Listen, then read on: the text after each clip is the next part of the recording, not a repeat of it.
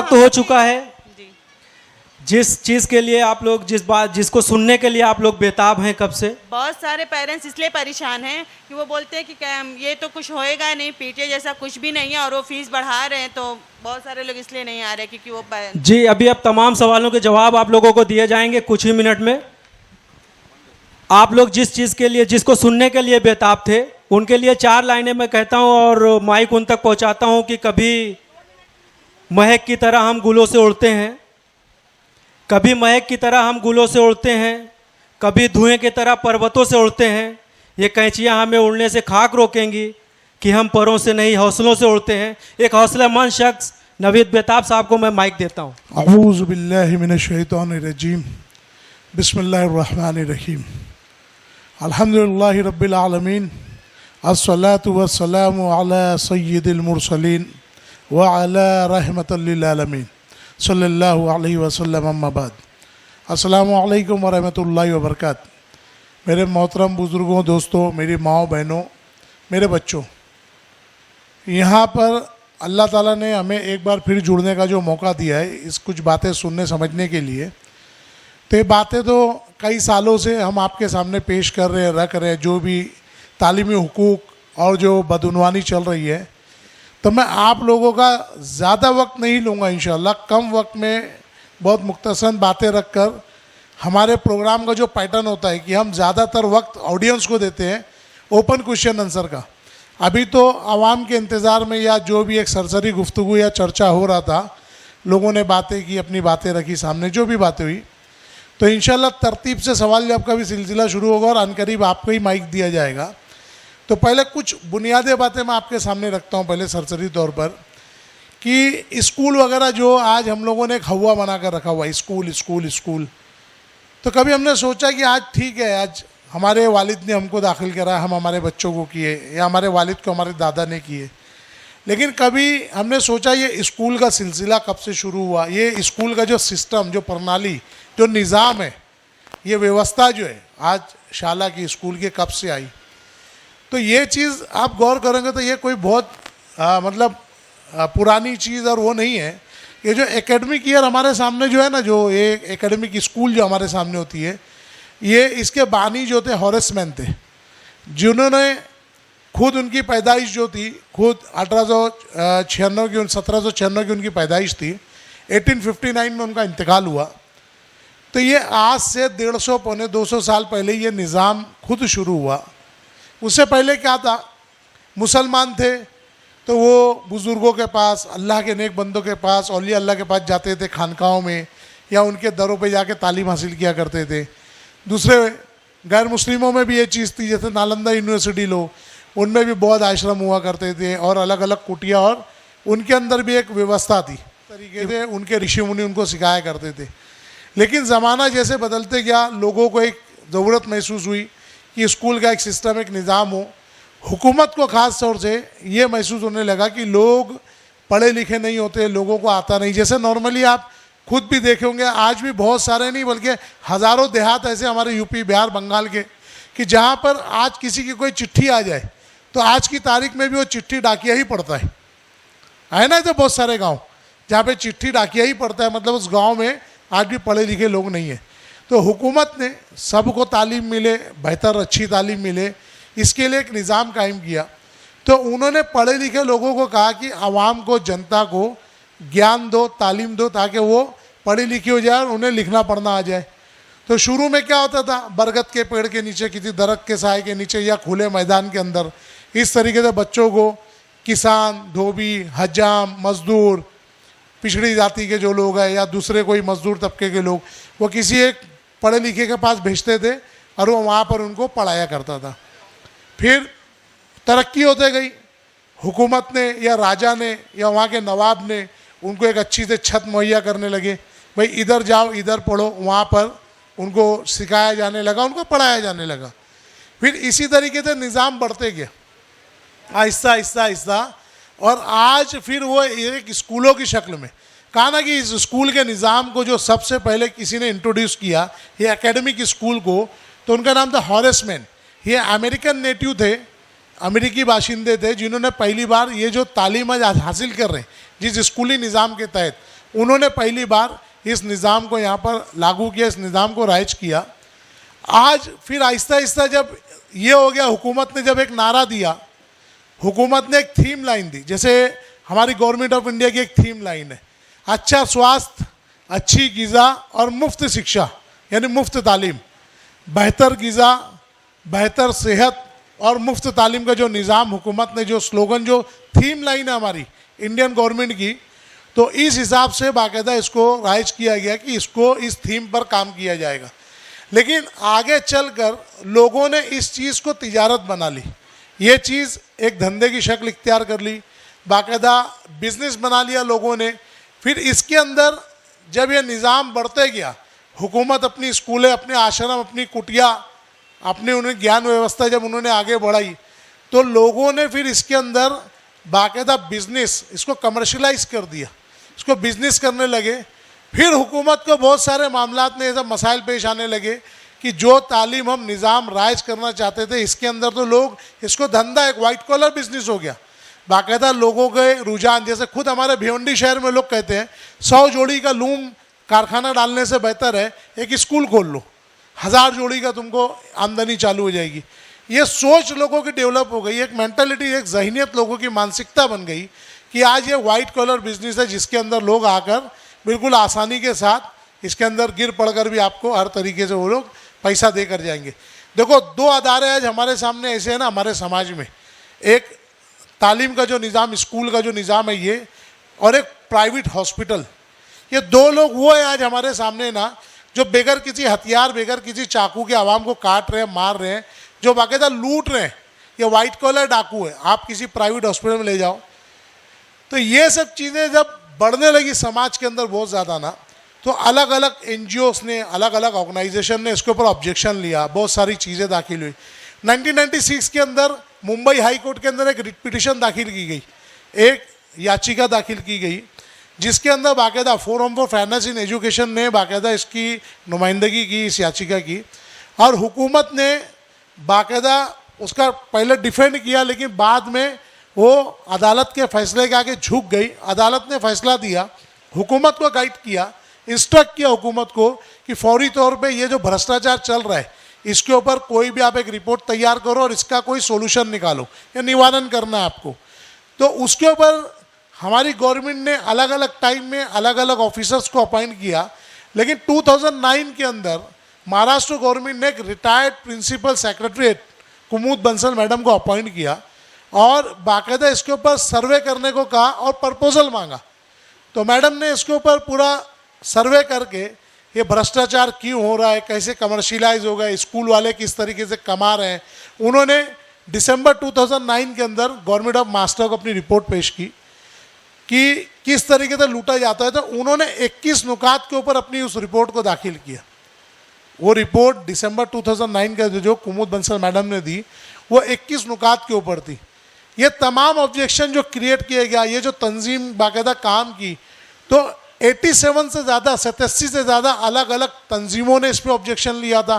32,000 से ज़ायद वालिदैन इसके ऊपर शामिल थे, जिन्होंने बाकायदा बताया कि फ़ीस के नाम पे धांधली मनमानी हो रही है और ये बिज़नेस बना के रखा हुआ है। तो इन सबों को बाकायदा हवाला देते हुए मैडम ने 21 नुकात का प्रपोजल किया, जिसके अंदर 20 नुकात उनके मंसूबे, उनके प्रपोजल्स हैं, और 21वां नुकात गवर्नमेंट का फॉर्मल होता है, फॉर्मल पॉइंट होता है। तो जिसके अंदर उन्होंने पहला ही नुक्ता ये रखा था, पहला ही नुक्ता, कि फ़ीस के कोई भी मामलात के अंदर कोई चीज़ लुका छुपी, कोई चीज़ हाइड एंड सीक का खेल नहीं होगा। हर चीज़ में पारदर्शिता होगी, ट्रांसपेरेंसी, शफाफियत होगी। यानी कि कल मैनेजमेंट आपको बता नहीं सकता कि भाई हम ये फ़ीस ले रहे हैं, क्यों ले रहे हैं, ये मैनेजमेंट बताने के लिए बंधनकारक है। उसी को कहते हैं पारदर्शिता। जैसे हमारे सामने कोई कांच हो, कांच, कोई गिलास हो, रोशनी उसमें से आर पार हो जाती है ना, कांच में से हमें आर पार दिखता है। तो उसी तरीके से फ़ीस के तमाम मामलात के अंदर ट्रांसपेरेंसी होनी चाहिए। ट्रांसपेरेंसी होगी तो ही आप उसके अंदर बेहतर तरीके से कोई चीज़ बता सकोगे।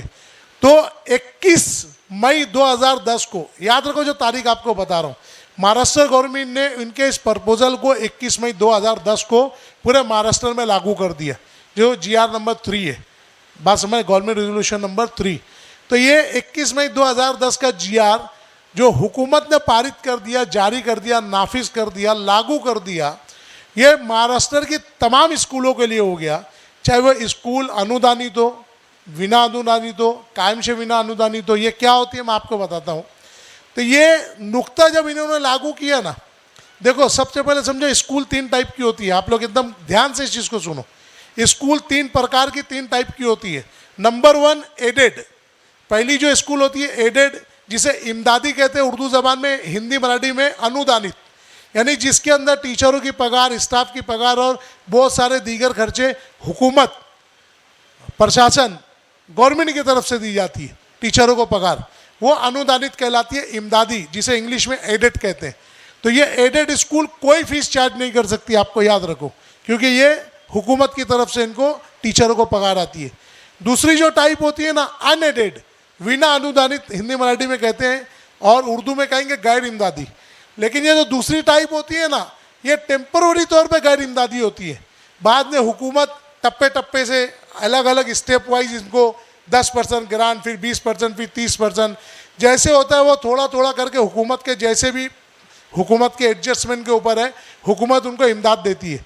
तो इन स्कूलों के लिए भी हुकूमत ने काफ़ी सख्ती की हुई है।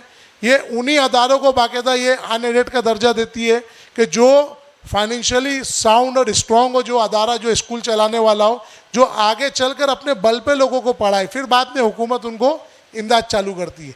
लेकिन जो तीसरी किस्म होती है, 3rd टाइप, इसको कहा जाता है परमानेंटली अनएडेड, कायम से बिना अनुदानित, मुस्तकिल गैर इमदादी। याद रखो, ये जो तीसरी टाइप है ना, पहली 2 टाइप कोई बहस, कोई मसला है ही नहीं। जो इमदादी और जो गैर इमदादी 2 टाइप है, एडेड अनएडेड, इसमें कोई बहस का मसला नहीं है, इनको फ्री पढ़ाना ही है, हर कीमत पे फ्री पढ़ाना है। लेकिन जो तीसरी टाइप है मुस्तकिल गैर इमदादी, परमानेंटली अनएडेड जो है, जिनको हुकूमत से कभी भी इमदाद नहीं मिलेगी, हुकूमत से कभी भी इमदाद नहीं मिलेगी, तो ऐसे अदारे या ऐसी स्कूल, वो हम लोगों को, ये अपने आप को सेल्फ फाइनेंस कहते हैं, इनके लिए एक मखसूस लफ्ज़ दे दिया गया, सेल्फ फाइनेंस, यानी अपने खुद के पैसे से चलने वाली, स्वयं आर्थिक सहिता, ये खुद अपने कानून से, अपने पैसे से चलने वाले अदारे हैं, जिसको आज हम आम जबान में प्राइवेट स्कूल कहते हैं। जैसे इंग्लिश मीडियम की ज़्यादातर स्कूलें प्राइवेट स्कूल है ना। तो ये जो प्राइवेट स्कूल है, ये 3rd कैटेगरी में आती है, जो परमानेंट अनएडेड होती है। अब ये अनएडेड जो है, ये क्या कहते हैं, हमको हुकूमत से तो कुछ मिल नहीं रहा है, हुकूमत से कुछ आना नहीं हमको पैसे, तो इसलिए हम ये जो फीस लेते हैं बच्चों से, इसी से हम उनको पढ़ाते, ये करते हैं। तो आप पहले इस चीज़ को समझ लो कि हुकूमत ने ये जो कानून की हम बात कर रहे हैं, और जो आगे भी मैं करूँगा, ये टोटल ये 3rd टाइप के लिए। जो कुमुद बंसल मैडम ने जो 21 मई 2010 को जो गवर्नमेंट ने GR पास किया है, ये स्पेशली ये जो 3rd टाइप है, सेल्फ फाइनेंस प्राइवेट स्कूल, जो कहती है हमको कोई इमदाद नहीं मिलती, ये तमाम कानून उनके लिए। तो सबसे पहला ही कानून क्या है उसका, ये परमानेंटली अनएडेड जो स्कूल है, सेल्फ फाइनेंस जो स्कूलें हैं, ये आपको फीस के मामले में बिल्कुल ट्रांसपेरेंसी रखना है, कोई चीज़ छुपाना नहीं है। नंबर 2, सेकंड कानून उन्होंने इतना सख्त पास कर दिया है कि ये किसी भी किस्म से, किसी भी हालत में, किसी भी मरहले में ये मुनाफाखोरी नहीं कर सकते। दे कान गेन प्रॉफिट। कोई भी तालीमी अदारा जो है वो तिजारत की, धंधे की जगह नहीं है। जैसा देखो अभी पिछले 15 दिन से सुप्रीम कोर्ट का ऑर्डर चल रहा है, सुप्रीम कोर्ट ने रिपीट किया बाकायदा 15 दिन पहले सख्ती के साथ कि कोई अदारा, कोई स्कूल, कारोबार या तिजारत की जगह नहीं है। स्कूलिंग, तालीम देना, ये प्योरली सोशल वर्क, समाज सेवा, समाजी खिदमत, ये माशरती खिदमत है। ये बाकायदा सुप्रीम कोर्ट ने 15 दिन पहले ये ऑर्डर पास कर दिया।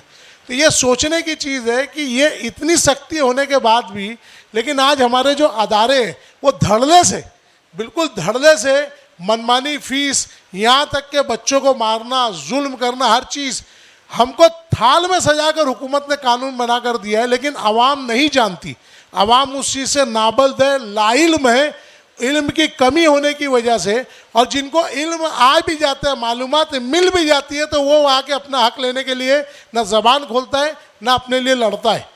देखो एक सिंपल कायदा कुल्लिया कायनात का कि बच्चा जब तक रोता नहीं माँ दूध नहीं पिलाती, है ना। ये चीज़, बच्चा रोता है तो ही माँ दूध पिलाती है। तो जब तक हम हमारे हुकूक के लिए, हमारी चीज़ों के लिए हम रोएंगे नहीं, बोलेंगे नहीं, बताएंगे नहीं, तो तब तक कोई हमको देने वाला नहीं है। अब ये 21 नुकात का जो GR लागू हो गया कि पहला ही कानून आ गया इसके अंदर कि कोई किस्म की कोई चीज़ छुपा नहीं सकते स्कूल अदारा। दूसरा कानून नफाखोरी नहीं कर सकते। तीसरा कानून उसके अंदर इतना सख्त आ गया, कोई भी स्कूल या अदारे को उसका जो ग्राउंड होता है, उसकी लाइब्रेरी होती है, उसके अपने पार्किंग के प्लेसेस, मीना बाजार, उसके डोनेशन, कोई हॉल भाड़े पे देता है, ग्राउंड भाड़े पे देता है, ATG 48 12AA की जितनी इनकम स्कूल को अदारे को आती है, बाहर से इमदाद आती है, खैरात ज़कात जो आती है, ये सब की सब अमाउंट ना ऑडिट में जाएगा, यानी स्कूल के हिसाब किताब में, लेके जोके में। ये तमाम चीज़ जो स्कूल के नाम पर आ रही है वो हिसाब में आएगी। जब वो अदारे के हिसाब में आएगी तो वो चीज़ होगी बच्चों की फीस में माइनस। ये थर्ड पॉइंट है इस कानून का, समझो आप। ट्रांसपेरेंट, कोई किस्म का स्कूल अदारा मुनाफा नहीं कमा सकता, तमाम की तमाम चीज़ ऑडिट में आनी चाहिए। चौथा ही कानून में उन्होंने सख्ती कर दिया है कि जो भी आपको फीस या आप चार्ज कर रहे हो तो शेड्यूल ए, शेड्यूल बी करके उन्होंने फहरिस्त अलिफ फहरिस्त बे, उसका बाकायदा 2 सूची आ सूची बा करके उन्होंने 2 लिस्ट बना दी बाकायदा गवर्नमेंट ने कि देखो उसके अंदर चौक और डस्टर को भी इंक्लूड किया है। ये चौक और डस्टर या इस किस्म के जो भी तुम्हारी चीज़ें, तुम इसी चीज़ का चार्ज ले सकते हो या लो सकते हो। इसी तरीके से आगे कि ये कोई तकरार या कोई चीज़ फीस ज़्यादा लेती है तो आगे हुकूमत ने इसमें डिटेल दी है कि जो डिविजनल फी रेगुलेटरी कमेटी क्या करेगी, अपील में तुमको कहाँ जाना है। तो इसका जो पॉइंट नंबर 13 है ये सबसे अहम है, याद रखिए। इसका जो पॉइंट नंबर 13 जो है, ये पॉइंट नंबर 13 सबसे ज़्यादा अहम है। इसके अंदर क्या दिया हुआ है जानते हो आप? पॉइंट नंबर 13 के अंदर कंपलसरी दिया है कि ये तमाम चीज़ जो भी है, वो चाहे एडेड स्कूल हो, अनएडेड स्कूल हो या परमानेंटली अनएडेड स्कूल हो। ध्यान दो, मैं जो बात बता रहा हूँ आपको, ये जो परमानेंटली अनएडेड स्कूल जो अपने आप को सेल्फ फाइनेंस बोलते हैं, इस स्कूल को 21 मई 2010 के बाद से PTA लागू करना कंपलसरी हो गया। क्या अजान हो रही है? रुक जाते हैं, 2 मिनट रुक जाते हैं अजान के लिए। अस्सलाम वालेकुम। ये बहुत जल्दी इंशाल्लाह ये माइक आपके बीच में आएगा। मेरी बात को मैं शॉर्ट में ख़त्म करता हूँ कि हुकूमत ने जब ये आपको बना कर दे दिया परमानेंटली नॉन एडेड स्कूल के लिए, जिसको सेल्फ फाइनेंस करता है। सेल्फ फाइनेंस एक्चुअल होता क्या वो भी बताऊँगा आपको। तो पहले ही उन्होंने जब कानून पास कर दिया कि इसके अंदर किसी किस्म की मतलब आप छुपा नहीं सकते, आपको ट्रांसपेरेंसी रखना है। सेकंड, कोई किस्म का प्रॉफिट नहीं ले सकती स्कूल है। थर्ड सख्ती उसके अंदर यह आ गया कि जो भी प्रॉफिट स्कूल को आता है, जो भी सोर्स ऑफ इनकम है अदर, उसको ऑडिट में लाना है। जब ऑडिट में लाएंगे तो वो स्कूल के अकाउंट्स में जाएगी और ऑलरेडी उसको बच्चों की फीस में माइनस करना है। और स्कूल ने जो PTA बताया ना कि इसका पॉइंट नंबर 13 सबसे अहम है कि वो स्कूल, जो भी स्कूल के अंदर जो भी बच्चे पढ़ते हैं, वो तमाम के तमाम बच्चों के वालिदैन, पेरेंट्स, उस स्कूल के PTA के पेरेंट्स टीचर एसोसिएशन के मेंबर होंगे। यानी कि कंपलसरी है, वो स्कूल में 2000 बच्चे पढ़ते हो कि 5000 की 10,000, हर बच्चे के वालिदैन उस कमेटी के मेंबर होंगे और क्लास टीचर उसकी मेंबर होगी। तो तमाम की तमाम इख्तियारात 21 मई 2010 के बाद, गौर से सुने, बहुत अहम नुक्ता है, 21 मई 2010 के बाद हुकूमत ने स्कूल के अंदर किसी भी फैसले के इख्तियारात को उस स्कूल के पढ़ने वाले बच्चों के वालिदैन के हाथ में दे दिया। यानी PTA हुकूमत ने कंपलसरी कर दिया कि स्कूल के अंदर PTA होगी, यानी पेरेंट्स टीचर एसोसिएशन। अगर स्कूल वालों को एक प्लास्टिक का गिलास भी लेना होगा ना, एक डिस्पोजल गिलास, तो वो भी PTA के अप्रूवल के बिना नहीं ले सकते। कोई भी चीज़ अपनी मनमानी थोप नहीं सकते। बात समझ में आई? तो यही चीज़ जब फीस के ऊपर बात आती है तो बेगर वालिदैन डिसाइड करेंगे कि हमारे बच्चों का, जो परमानेंटली अनएडेड है उन्हीं की बात बता रहा हूँ मैं, जो एडेड और अनएडेड है उनको तो फीस लेना ही नहीं है। जो परमानेंट अनएडेड है ना, उनके लिए ये चीज़ कंपलसरी कर दी गई है कि बाकायदा आप PTA का अप्रूवल लोगे। यानी कि जितने अखराजात हैं उन अखराजात को लेते हुए उसको बच्चों में डिवाइड होगा, फिर वो हिसाब से वो फीस लेना है। क्योंकि कोई भी स्कूल जब खुलती है ना, तो उसके कानून में स्कूल वही अदारा खोल सकता है जो इकोनॉमिकली साउंड हो, यानी वो माशी तौर पे मजबूत हो, उसी को अदारा खोलने का अलाउड है। ऐसा कोई भी शख्स या कोई भी ऐसा अदारा स्कूल नहीं खोल सकता जो खुद स्कूल खोलकर स्कूल के भरोसे पलने वाला हो। बात समझ में आई? तो ये एकदम अहम चीज़, अहम नुक्ता आपको, जो 21 मई 2010 के बाद फिर उसके अंदर कोई इख्तलाफात होते हैं तो आगे डिटेल दी हुई है। ये वालिदैन अभी उसमें दिया गया है कि किस तरीके से इलेक्शन होगा। अभी कोई स्कूल में समझो 4 या 5 हज़ार बच्चे पढ़ रहे, तो वो स्कूल के कोई मसाइल या कोई बातें होंगी तो एक साथ 5 हज़ार लोग तो प्रिंसिपल के पास बैठेंगे नहीं। तो हर कोई अपनी क्लास से, अपनी डिवीज़न से अपना एक एग्जीक्यूटिव मेंबर चुनेगा 1 साल के लिए। फिर वो नुमाइंदा बनकर जितनी डिवीज़न, जितनी क्लास होगी, हर डिवीज़न, हर क्लास से एक आदमी 1 साल के लिए एग्जीक्यूटिव मेंबर बनेगा। जो तमाम रुक जाते तुम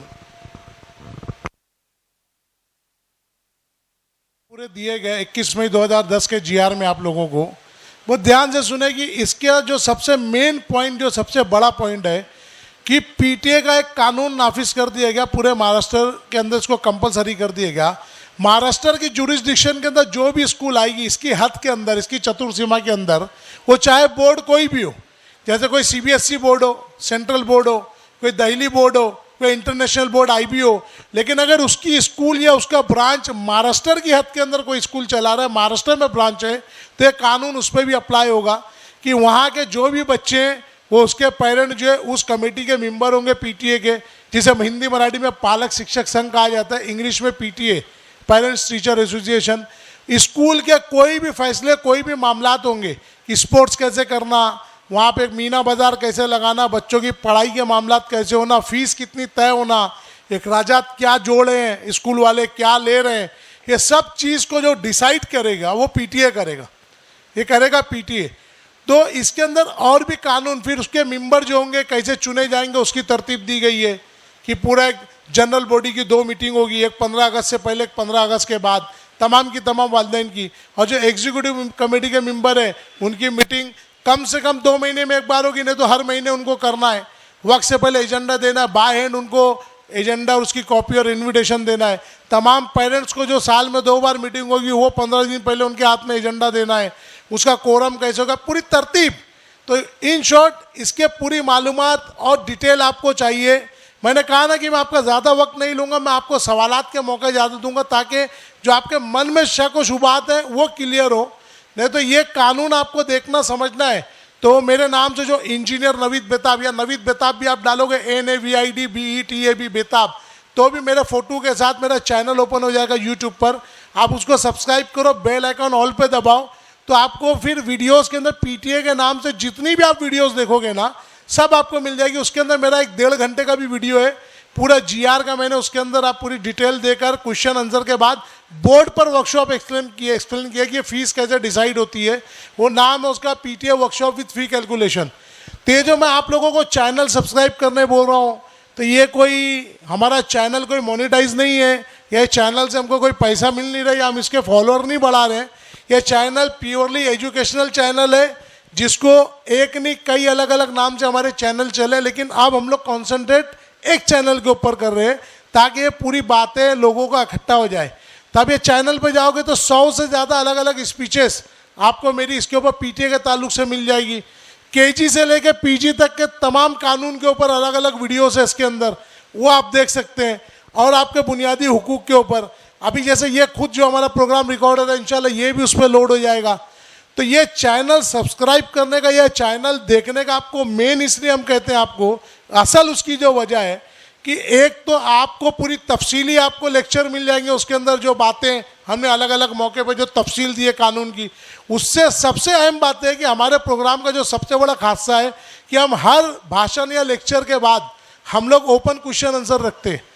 तो कोई बातें जो यहाँ पर आप पूछने वाले होंगे जो आपके जहन में है, लेकिन कुछ वक्त के बाद निकल जाए या घर जाने के बाद आपको याद आए कि ये बातें मुझे पूछना था, ये बातें रह गई, बहुत सारे सवालात आपके मन में बाद में आएंगे, तो आपको इसका सबसे बड़ा बेनिफिट हमारे चैनल से मिलेगा। क्योंकि हमारा दावा है कि आपके जहन में ऐसा कोई सवाल नहीं आ सकता इंशाअल्लाह जिसका जवाब ऑलरेडी हम लोगों ने हमारे चैनल में किसी न किसी स्पीच में ना दिया हो। बात समझ में आई?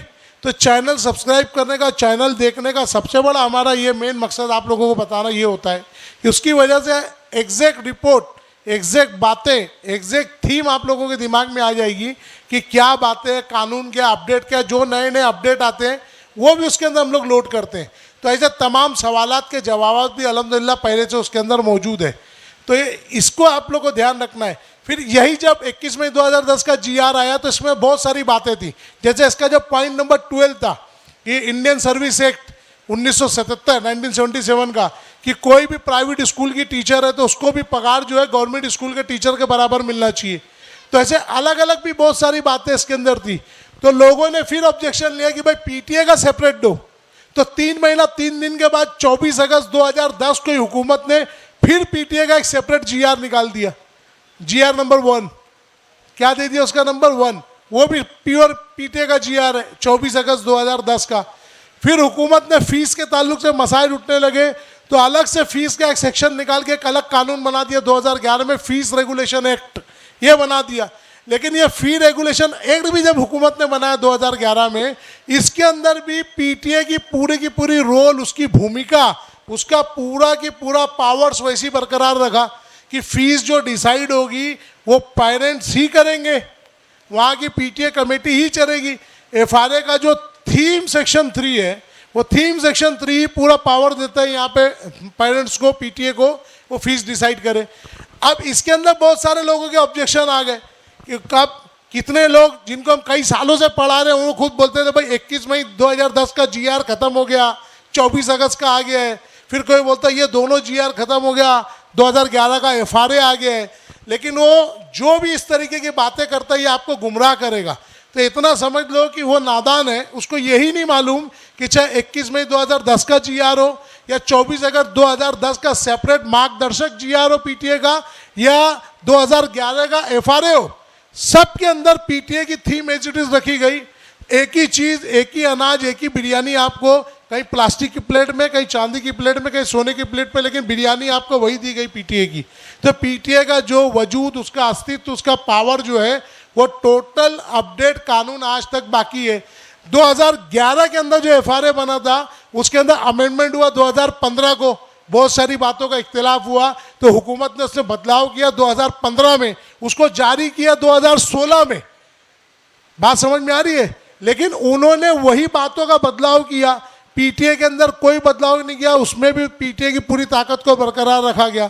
फिर उसके अंदर बहुत सारे बदलाव जो 2018 के अंदर हुकूमत ने बदलाव किया एफआरए के अंदर, उसको जारी किया 2019 में, लेकिन उसके अंदर भी पीटीए की पूरी पावर्स को एज इट इज रखा गया, कोई चेंजेस नहीं किया गया उसके अंदर। तो ये आप लोग याद रखें। फिर ऑब्जेक्शन दाखिल है 2019 में भी ऑब्जेक्शन दाखिल हुआ, फिर लॉकडाउन आ गया। लेकिन चाहे आप एफआरए लो 11 का, 16 का, 18 का, 19 का, चाहे आप 21 मई का जीआर लो, चाहे 24 अगस्त 2010 का जीआर लो, सब जगह पीटीए की पावर को एज इट इज रखा गया है। सबका पूरा थीम, पूरा निचोड़ी यही है कि स्कूल के किसी भी मामलात को, खास तौर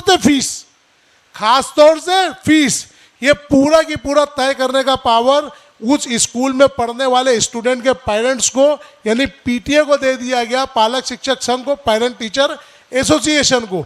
जब उनको पावर आ गई तो ये स्कूल वालों के पेट पे पड़ी लात। उनको क्या लगा कि हमारी जो इजारादारी थी, जो फीस लेके हम पढ़ते या पढ़ाते थे, अब तो ये हमको इनसे पूछ के करना है, इनसे पूछे बगैर इनसे हम कुछ नहीं कर सकते। तो हुकूमत ने इसके अंदर जब सख्ती और पैदा कर दी तो फिर इन्होंने अलग अलग बी कलम सी कलम का काम चालू किया। वालिदैन को इनकी जिम्मेदारी थी ये बाकायदा गाइड करना, नए नए कानून अपडेट, और जो इख्तियारात पेरेंट्स को, ये स्कूल का काम था। ये काम किसका था? ये स्कूल का काम था कि वो पेरेंट्स को समझाते, देखो हुकूमत ने आप लोगों को लेकर ऐसी सोसाइटी, ऐसी एसोसिएशन बनाई है जो आप लोगों को ये इख्तियारात दिए गए, लेकिन स्कूल वालों ने इसको दबा दिया। जो सियाने लोग थे उन्होंने क्या किया, बाकायदा अपने चुनिंदा, यानी जी हुजूर, अपने जो पिट्ठू और मिट्ठू होते हैं उनको लेकर, अपने चापलूस बंदों को लेकर, उनको कुछ मुफाद देकर फॉर्मेलिटी के तौर पे पेपर पे कर लिया, और वो उनकी अपनी पीटीए की उन्होंने एक बाकायदा रेगुलर एक कार्य करने, एक समिति बाकायदा दिखाने लगे, एक एग्जीक्यूटिव कमेटी, और उनका ये अंधाधुंध कारोबार, ये काला बाजारी उनकी चलते रही। ये इस तरीके से उनके पूरे थे। यहाँ तक कि ओपन डे जो होता है, ओपन डे जिस दिन वो आपके बच्चों को बुलाते हैं, आपके बच्चों का रिजल्ट दिखाने बुलाते हैं ना ओपन डे के दिन, देखो जो साइन लेते हैं वो साइन, ओपन डे के दिन आपको एक टीचर बुलाती है, बताती है ये देखो आपका बच्चा है, ये आपका बच्चा है, मैथ्स में कमज़ोर है, साइंस में ऐसा है, वो ऐसे, आप घर पे पढ़ाओ, ध्यान नहीं देते, वो उल्टा वालिदैन पे चढ़ते। वो किस पे चढ़ाई करते हैं? वालिदैन पे चढ़ाई करते। जबकि ये काम उस टीचर का था, ये काम उस बच्चे को पढ़ाना, या वो सब्जेक्ट में अगर बच्चा कमज़ोर है तो वो टीचर की गलती है, वो पगार किस चीज़ की ले रही है। जैसे हम किसी टेलर को, अगर कोई टेलर को कोई चीज़ सीने दे, कोई चीज़ उसको स्टिच करने दे, उसके अंदर कोई खामी कमी है, तो टेलर थोड़ी बोलेगा घर पे जाके तुमने धागा क्यों नहीं काटा, ये बटन क्यों नहीं लगाई। समझ में आ रही है बात आपको? वो उसका काम है ना, हम उसको उसकी फ़ी पे कर रहे हैं, उसके चार्ज पे कर रहे, तो उसका काम है सही करना। उसी तरीके से एक टीचर को हम ट्यूशन फीस दे रहे हैं, उसको पढ़ाने की फीस दे रहे हैं, उसी पैसे से बच्चों को पगार उसको मिलती है। तो बच्चा वो सब्जेक्ट में अगर कमज़ोर है या पढ़ नहीं पा रहा है, तो सबसे बड़े कसूरवार जिम्मेदार वो टीचर है। उसको अपनी सैलरी लेने का ही हक नहीं है। बात समझ में आई? क्या नहीं है? उसको खुद की सैलरी लेने का हक नहीं है। तो ये चीज़ें जो मस्टर पे आपसे साइन ली जाती थी, आप वहाँ डर जाते थे, बेइज्जती होती थी, तो वो जो साइन आप करते थे ना ओपन डे के नाम पर, उसी को बाद में वो लोग पीटीए की कोर कमेटी के रिजोल्यूशन में लगाते हैं। वो जो फीस बढ़ाते हैं, जो मनमानी अपनी बातें पास करते हैं ना, वो ये बताते हैं देखो इतने पेरेंट्स की हमने मीटिंग ली थी, इतने लोगों ने सहमति से अपनी हिमायत से हमको ये चीज़ पास की है, ये उनकी साइन। तो अपने रेजोल्यूशन ऐसे पास करके वो लोग चलाते थे अपनी सेफ सेट करने के लिए। तो सबसे जो मुद्दे की और अहम बात है कि देखो कोई आदमी जब लॉयर बनता है ना, लॉयर वकील जब बनता है, तो वो वकील तो बन जाता है वो, लेकिन जब तक वो बार काउंसिल का एग्जाम पास नहीं करता, वो कोर्ट की जो बार काउंसिल होती है, जब तक वो इसका एग्जाम पास नहीं करता, वो अपने नाम के आगे एडवोकेट नहीं लगाता। एडवोकेट, अगर उसको एडवोकेट लगाना है अपने नाम के आगे ना, तो बार काउंसिल का एग्जाम पास करना कंपल्सरी, चाहे वो एलएलबी किया हो चाहे एलएलएम किया हो, पीएचडी कर लिया हो लॉ के ऊपर, लेकिन वो एडवोकेट वर्ड नहीं लगा सकता, वो एग्जाम पास करना है। ये क्यों किया गया? कहीं से भी लोग, खाना खजौली जिला घसघस, बिहार, बंगाल, गुजरात, कहीं से भी लोग कुछ भी करके आते थे आड़ा टेढ़ा, और यहाँ पर आकर बिहार की डिग्री लगा के वकील बन जाते थे। सलाहियत कुछ नहीं। अब वो चीटिंग करके पास हुआ है कि पैसा खिला के, वो जैसा देखो अभी कितने बोगस स्कैंडल और फ्रॉड पकड़े गए, तो कोई भी डिग्री बिकती है आज। तो इसीलिए ये एक बहुत लॉयल प्रोफेशन था, बहुत जेन्युइन प्रोफेशन था। तो इसके लिए हुकूमत ने इसके अंदर सख्ती कर दी कि वो आदमी अगर उसको प्रैक्टिस करना है कोर्ट में एज ए एडवोकेट, तो उसको वो बार काउंसिल का एग्जाम पास करना कंपलसरी है, तो वो एडवोकेट बन सकता है। तो यही हालात हमारे टीचरों के थे। अब गौर से सुनो, मैं तुमको एडवोकेट की इतनी लंबी बात क्यों बताया। यही हालात हमारे टीचरों के, कोई भी 10वीं फेल, 5वीं पास, 8वीं फेल, कोई भी घर में आदमी नाकारा है तो घप से वो जॉब पे लग गई, पढ़ाने लग गई, तो ये कोई भी उड़ के आके पढ़ाने लगता था, कोई भी टीचर बन जाता था। यहाँ तक के जो खिला पिला के, आपको मालूम है शिक्षण मंडल में जो गवर्नमेंट टीचर बनते हैं 80-80, 90,000, 7वें वेतन पे तो सबकी 1.5 लाख के ऊपर हो गई पगार। तो उनको खुद को अपने नाम लिखने का शौर नहीं। आए दिन स्कैंडल आते, आप देख रहे हो, कोई ना कोई स्कैंडल ओपन होता है ना। बिहार में किसी ने जाके स्टिंग किया, टीचर को खुद जनवरी फरवरी लिखने नहीं आ रहा है, फैब नहीं लिख सकते वो, कहीं पे कोई और नाम लिख रहे, किसी को देश का गान नहीं मालूम। तो ये सब चीज़ें जब सामने आने लगी तो हुकूमत ने सख्ती कर दी। हुकूमत ने क्या सख्ती की? अब टीचर वही बन सकता है। 2012 के बाद कंपलसरी कर, जो टीचर भी है 2012 के बाद उसको टीईटी क्लियर करना कंपलसरी हो गया। टीचर्स एलिजिबिलिटी टेस्ट, क्या हो गया? Teachers eligibility test, TET clear करना कंपलसरी हो गया। जब तक कोई टीचर टीईटी नहीं पास करेगी, वो टीचिंग नहीं कर सकती, वो टीचिंग नहीं कर सकता। They can't be eligible for teaching. ये कंपलसरी हुकूमत ने किया। यहाँ तक के स्टेट लेवल पे जब ये हुआ ना, स्टेट लेवल पे कि हर स्टेट, हर राज्य अपने तौर पे कराए, उसमें चीटिंग होने लग गई। तो फिर उसको हुकूमत ने पास करके 2 पार्ट में कर दिया। सेंट्रल टीईटी अलग हो गया, स्टेट टीईटी अलग हो गया, दोनों क्लियर करना कंपलसरी कर दिया। तो सोचो ये टीचिंग प्रोफेशन जो, ये टीचर्स जो अपने आप को इतना बेहतर बताते हैं और इतना वो करते हैं, आज हुकूमत को इस चीज़ की कमी महसूस हुई ना, कि टीचर कोई भी बन जा रहा है, ये अपना हक नहीं अदा कर रहे, इसीलिए सख्ती लगा दी है। एडवोकेट्स की तरह, लॉयर्स की तरह उन पर सख्ती लग देगी कि जब तक ये रुक जाते 2 मिनट। ज़्यादा वक्त नहीं लूँगा, मैं आपको मेरी बात को मैं कंक्लूड करता हूँ, समेटता हूँ मेरी बातों को। तो ये टीचर्स को जब कंपलसरी कर दिया कि आप टीईटी क्लियर करो तो आपकी काबिलियत समझ में आएगी। काबिलियत का टेस्ट है कि वो टीचर इस काबिल है कि नहीं, पढ़ा सकती है कि नहीं। ये हुकूमत को भी डाउट हो गया टीचरों के ऊपर। ये हम नहीं बोल रहे, आज किसी टीचर को बोलेंगे तो शायद तुमसे लड़ने झगड़ने खड़े हो जाए, लेकिन ये प्रैक्टिकली अमली तौर पे साबित हो गया। 2012 के बाद अब जो भी टीचर बनेगा उसको टीईटी क्लियर करना कंपलसरी है। नहीं तो अपने आप को पीएचडी बोले, प्रोफेसर बोले, बहुत बड़ा डीलिट बोले, लेकिन अगर टीईटी क्लियर नहीं है तो वो पढ़ा ही नहीं सकता। ये हुकूमत बोल रही है, मैं नहीं बोल रहा हूँ। ये हमारे वालिद तुम्हारे वालिद या किसी की हमारे अपने मन की बात नहीं है, ये हुकूमत ने कंपलसरी किया है।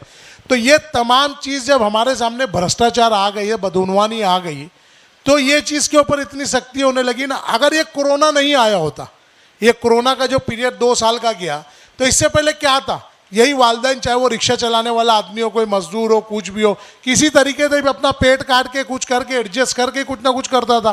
पूरी दुनिया एक साथ लॉकडाउन हो गई, पूरी दुनिया लॉक हो गई, पूरी दुनिया चौक हो गई, लोग के रोजगार बंद हो गए, आमदनी के जरिए बंद हो गए। तो लोगों को एहसास हुआ कि यार ये स्कूलें हमसे इतनी ज़्यादा फीस लेती है, इतना ज़्यादा हमारे मतलब वो था।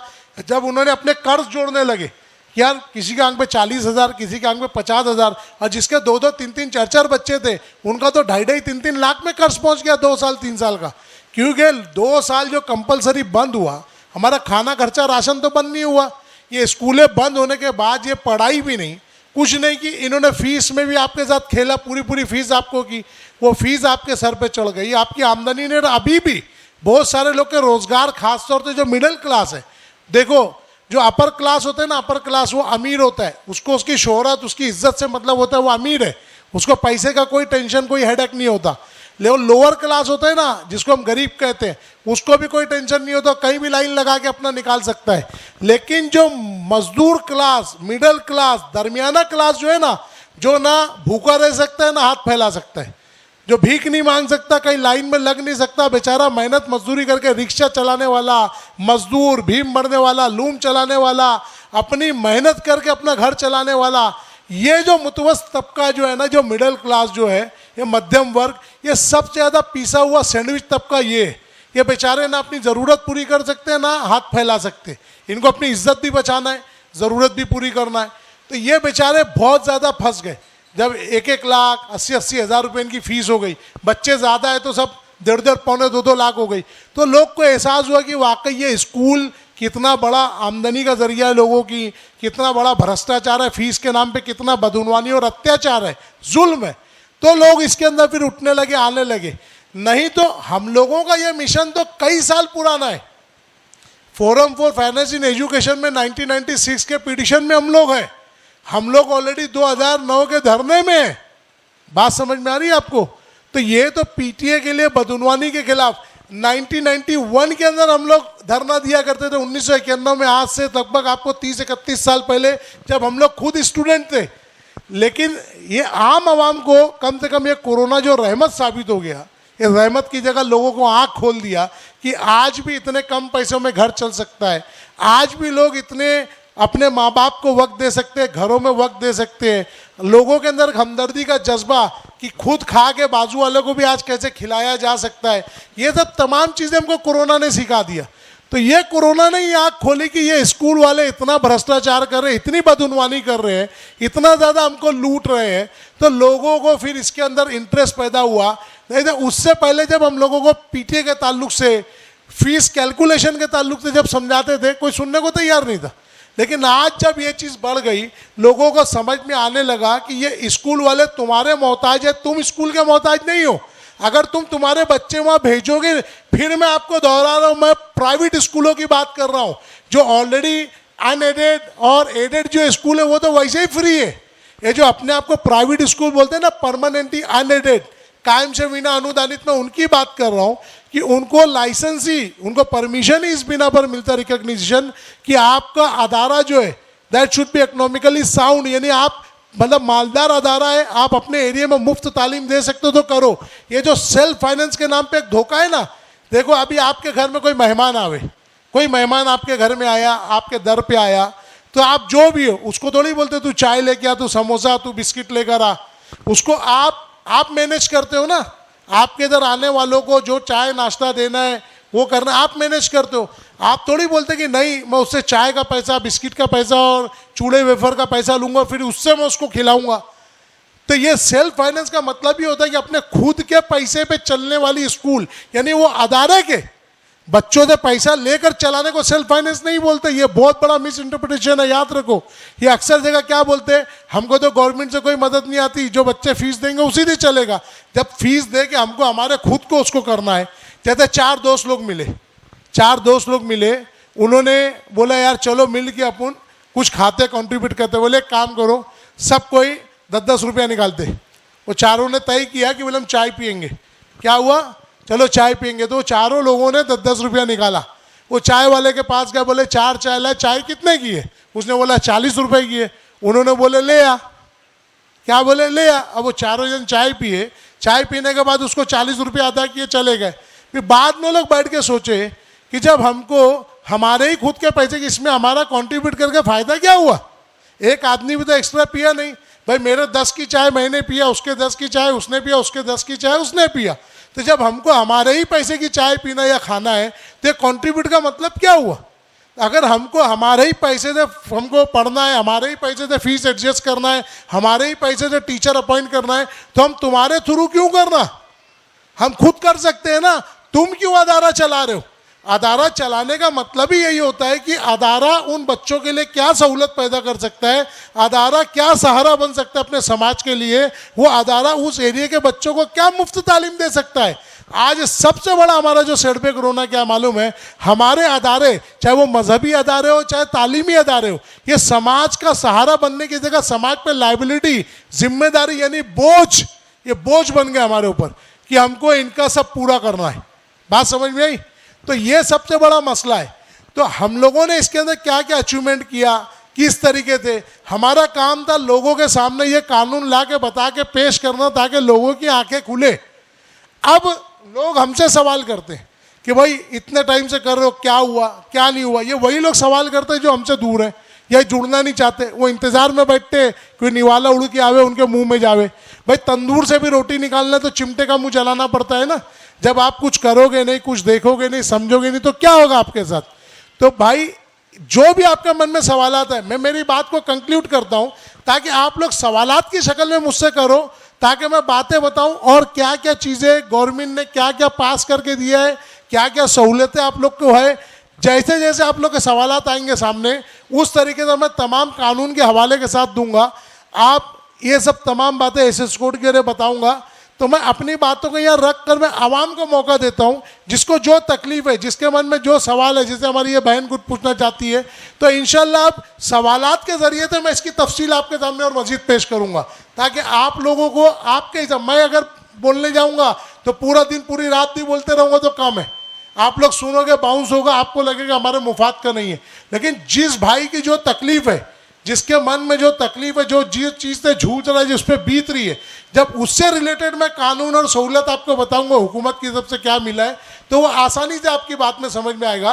तो इसीलिए मैं आवाम को मौका देता हूँ। वाखिरुद्दावाना अनिल हम्दुलिल्लाह रब्बिल आलमीन। अस्सलाम वालेकुम। मैं एक बार गई थी एमएलए के ऑफिस में, तो हमने कहा कि आप इतना बड़ा स्कूल चलाते हैं, उसमें गरीबों की क्या मदद है? तो बोलते हैं इस बारे में आपको ताल्लुकात नहीं रखना, ये स्कूल गरीबों के लिए नहीं। हम कहा ठीक, फिर आप एमएलए क्यों बने जब गरीबों के लिए कुछ नहीं कर सकते? और दूसरी बात, अगर मेरा बच्चा स्कूल में नहीं पढ़ रहा है और दूसरे स्कूल में जाना चाहता है, तो वहाँ चौथी हो चाहे 5वीं हो, उनको एडमिशन लेना चाहिए। ये नहीं बोलना चाहिए कि स्टार्टिंग से जूनियर केजी से लेना चाहिए। और दूसरी बात, डोनेशन बंद करें। तीसरी बात, जिसकी हैसियत अगर 10,000 फीस की, तो हमारी हैसियत अगर 4,000 की है, तो वहाँ तय रखी जाए, उसकी बात को मानी जाए। तीसरी बात, जो मोतीपुर आते हैं, जिनके आदमी नशा हो रही है, इंग्लिश मीडियम में पढ़ाना चाहिए, उनकी फ़ीस माफ़ करी जाए। हर चीज़ को देखते हुए चला जाए कि किसके क्या फ़ायदे। क्योंकि स्कूल में बोलते अगर आपके बच्चा नहीं पढ़ रहा है, एक बार की मैं ये बात बता रही हूँ कि सेल्फ फाइनेंस आपने बोला, तो बोले मैं स्कूल का नाम नहीं लूँगी, बोले कि मैं बोली मेरी बेटी अलीदाया में पढ़ती थी। आज लॉकडाउन, नाम लेके बोलो आपा, नाम लेकर, डरना नहीं है, नाम लेकर बोलो। मैं गई विजडम स्कूल में और मैं पूछी कि मेरी बच्ची अलीदाया में पढ़ती थी, और वो लोग इतना फीस मांगते हैं। हमारी हैसियत नहीं है, क्योंकि हमारे हस्बैंड को हार्ट अटैक आया है और मेरे 2 बच्चे पढ़ने वाले, तो आप लोग कुछ मेरी रियायत कर सकते हैं, आप मुसलमान हो। तो बोलते हैं अंग्रेजी पढ़ाना क्या ज़रूरी है, आप उर्दू में डाल दो। अभी आजकल 1st 2nd में पढ़ना क्या है, डाल दो। तो मैंने हमने कहा कि आप कुछ तो सहूलियत रखिए अपने मुसलमान भाइयों के लिए। तो बोलते हैं ऐसा कुछ नहीं है, 10,000 डोनेशन, 15,000 फीस, 10,000 की किताब कॉपी आएगी, कुल मिलाकर 35,000, और आप दे नहीं पाओगे। तो उसके बाद गरीब क्या करता है, सर झुका के चला जाता है। ये सब नहीं होना चाहिए। भिवंडी में भी फ्री में स्कूल होना चाहिए हर गरीब हो, या मुसलमान हो या चाहे हिंदू, किसी मजहब का भी हो। चलो अस्सलाम वालेकुम। पूरी मैं आपसे कोई भी जवाब देने से पहले आपको ये सवाल करूंगा। मेरा ये सवाल है पहले आपसे, ये कैसे होगा पहले आप बताओ। ये जो आप तकलीफ बताए, ऐसा हो, डोनेशन नहीं हो, ऐसा हो, कम लो, मुसलमान की स्कूल या कोई मखसूस कोई विजडम स्कूल हमारे लिए टारगेट नहीं है। पूरे महाराष्ट्र की हर स्कूल इस कायदे के तहत बैठती है। आपसे पहले मैं जानना चाहता हूँ कि आपके जहन में क्या है, आप क्या चाहते हैं, ये कैसे होगा, आप बताओ।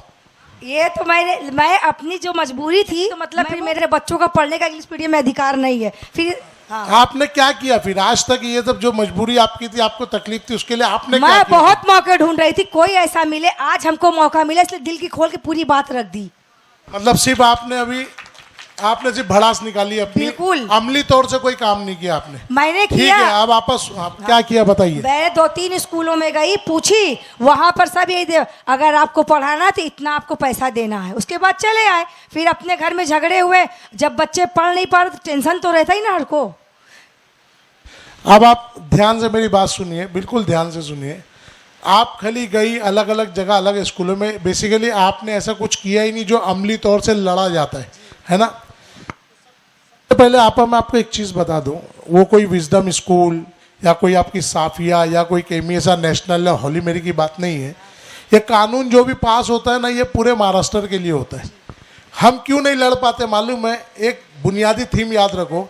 आपको अगर मैं अकेले बोलूँगा 100 किलो वज़न उठाओ, 100 किलो वज़न उठाओ, आप उठा लोगे क्या? नहीं उठाओगे ना।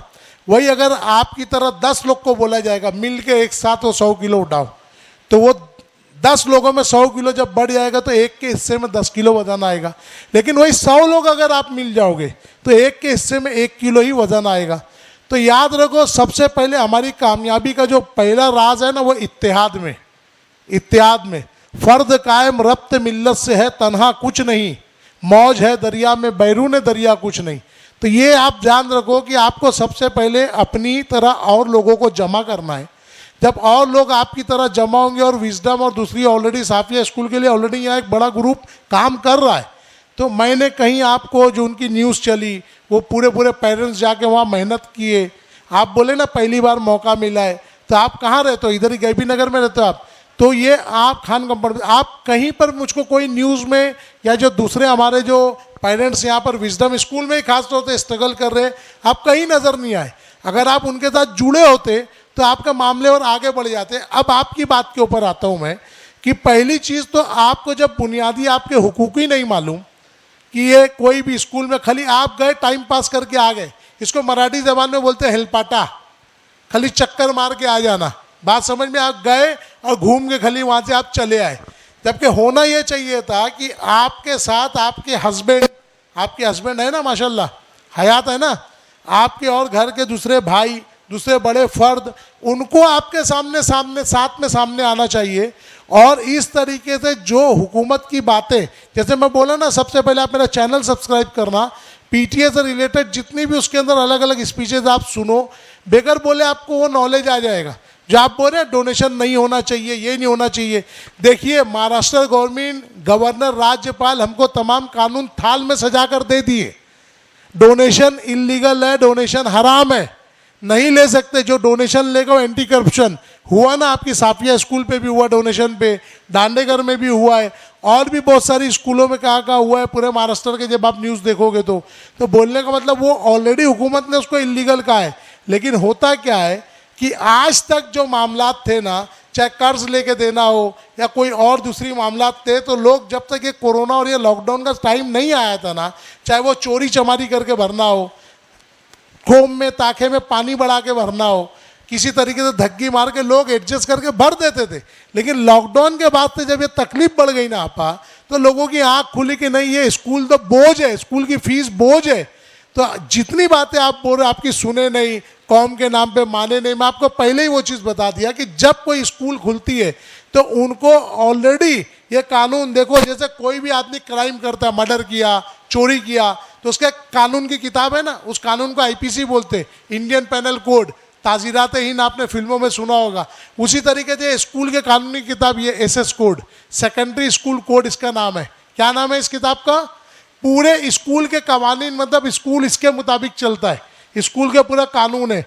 इसके अंदर क्लियर कट लिखा हुआ है, क्लियर कट, कि वही अदारा, वही सोसाइटी स्कूल चला सकती है जो माशी तौर पे मजबूत हो, पैसे में मजबूत हो, जो खुद समाज पे बोझ ना बने, समाज से पैसा लेके उस पर पले ना। तो बुनियादी वही है। लेकिन ये कब होगा मालूम है? बच्चा भी जब तक रोता नहीं, माँ दूध नहीं पिलाती आप खुद एक माँ हो, तो ये चीज़ आपको जमा करके वहाँ लड़ना होगा। और लड़ोगे कब? जब आपको इल्म आएगा, आप सीखोगे कब? जब आप हम जैसों से जुड़ोगे या हमारी वीडियो देखोगे। एवरी संडे, याद रखो, सबको बता रहा हूँ, हर इतवार को, ठंडी हो गर्मी हो बारिश हो, कई सालों से हम लोग कोटर गेट पर 3 से 6 एवरी संडे मीटिंग रखते हैं। पहले प्रोग्राम करते थे, लेकिन अब जनता दरबार लगाते हैं। जिसको जो तकलीफ जो प्रॉब्लम है वो वहाँ पर आओ और वो सॉल्व करते हैं। पहले बाकायदा प्रोग्राम लेते थे, लेकिन अब लोगों के प्रॉब्लम सॉल्व करने के लिए जनता दरबार लगता है। तो आप उससे जुड़ो। अगर आप चाहते हो ये ट्यूब चले ना, तो ट्यूब चलने के लिए इसको ट्रांसफार्मर से जुड़ना ज़रूरी है। इसको सारा चार्ज, सारी इलेक्ट्रिसिटी ट्रांसफार्मर से मिलेगी। आप जुड़ोगे, एवरी संडे वहाँ 3 से 6 आप आओगे। यहाँ तक कि बकरीद, जो बकरीद हमारी गई ना, ईद उल अज़हा, वो भी संडे को थी, तो हमने संडे के दिन भी वो मिस नहीं किया। हमारी दूसरी बहनें भाई वहाँ पे बारिश में भीग कर प्रोग्राम किए। ये पूरी बारिश आई ना, तो ये पूरा बारिश में भीग के करना। रमज़ान जैसे टाइम पे भी हम लोगों ने उसको ड्रॉप नहीं किए। आप सबसे पहले सीखो, समझो, जितने आपके जो भी बात है ना, ऑब्जेक्शन, डोनेशन नहीं लेना, नहीं पढ़ाना, ये सब चीज़ें ऑलरेडी कानून में है, सब है। आपको खाली वो समझना है, वहाँ जाकर उसी तरीके से कानून के पहलू में बोलना है। और ऑलरेडी जो विजडम का ग्रुप यहाँ बैठे हैं कुछ लोग पेरेंट्स, उनसे जुड़ो आप बाकायदा जुड़ कर। वो देखो आफाक करके हड्डी वाले हड्डी बैठाते हैं, वो आफाक का ऑलरेडी विजडम में चल रहा है, वो हो गया। और हमारे क्या जुबेर और जो है ये सब इरफान, इन लोगों से जुड़ो तो विजडम की लड़ाई आपकी आसान हो जाएगी। लेकिन उसके भी पहले आपको वीडियोस देखना है ताकि आपको बुनियादी कानून मिले। आप आपके घर का दुखड़ा सुना के कोई हासिल नहीं। आपके हस्बैंड का काम छूट गया, या जो बातें आप बता रही ऐसा नहीं होना चाहिए, या एमएलए ने नहीं, एमएलए ठेकेदार नहीं है, हमको हमारे हुकूक खुद लेना है। बच्चा खुद रोता है तो माँ दूध पिलाती है ना, जाने दो एमएलए ने आपको क्या बोला क्या नहीं बोला, उसकी पकड़ और ऊपर लेवल पे होगी। लेकिन आप अपने हुकूक, जब हुकूमत आपको सजा के दिए वो लो, आपको बाकायदा लेना है अपने हुकूक, वो चीज़ है। किसी को और कोई सवाल आपके मन में? बोलिए सर, ये लेटर का है, इसके बारे में जानना है। कौन सा लेटर? लेटर आया ना स्कूल से। अच्छा, फी का लेटर जो है, कहाँ से? केमियस का। इन 2 साल के लॉकडाउन की भी फीस ऐड करके उन्होंने दिए हैं। नहीं भरेंगे तो 10 से 13 साल के 13 दिन के 13 तारीख के बीच में, मतलब कि वो। हाँ, ये एक लेटर उन्होंने, मैं उनसे मंगाया भी था। ये मतलब वसु मैडम ने ला के नहीं दिया मेरे को वो चीज़। ये केमियस स्कूल वालों ने एक लेटर दिया है, जो लॉकडाउन के टाइम से अभी तक पूरी स्कूल, और इसके अंदर बाकायदा लिखा हुआ है कि मैनेजमेंट के इंस्ट्रक्शन पे, इसके अंदर प्रिंसिपल की साइन और डप्पा है, ये लेटर पेड है जिसके ऊपर प्रिंसिपल ने साइन और स्टैम्प दी हुई है। और बाकायदा स्ट्रिक्टली कहा है कि अगर आप लोग 10 तारीख तक, 10 दिसंबर तक फीस नहीं भरोगे तो 13 दिसंबर से आपके बच्चों को भेजना नहीं। तो फिर मैं आपको बोल रहा हूँ कि ये सब स्पीचेस ऑलरेडी अवेलेबल, आप देखोगे। मैं आपको एक चीज़ जो मैं चाह रहा हूँ, सवाल सही ढंग का आए तो सही जवाब आपको बुनियाद मिले।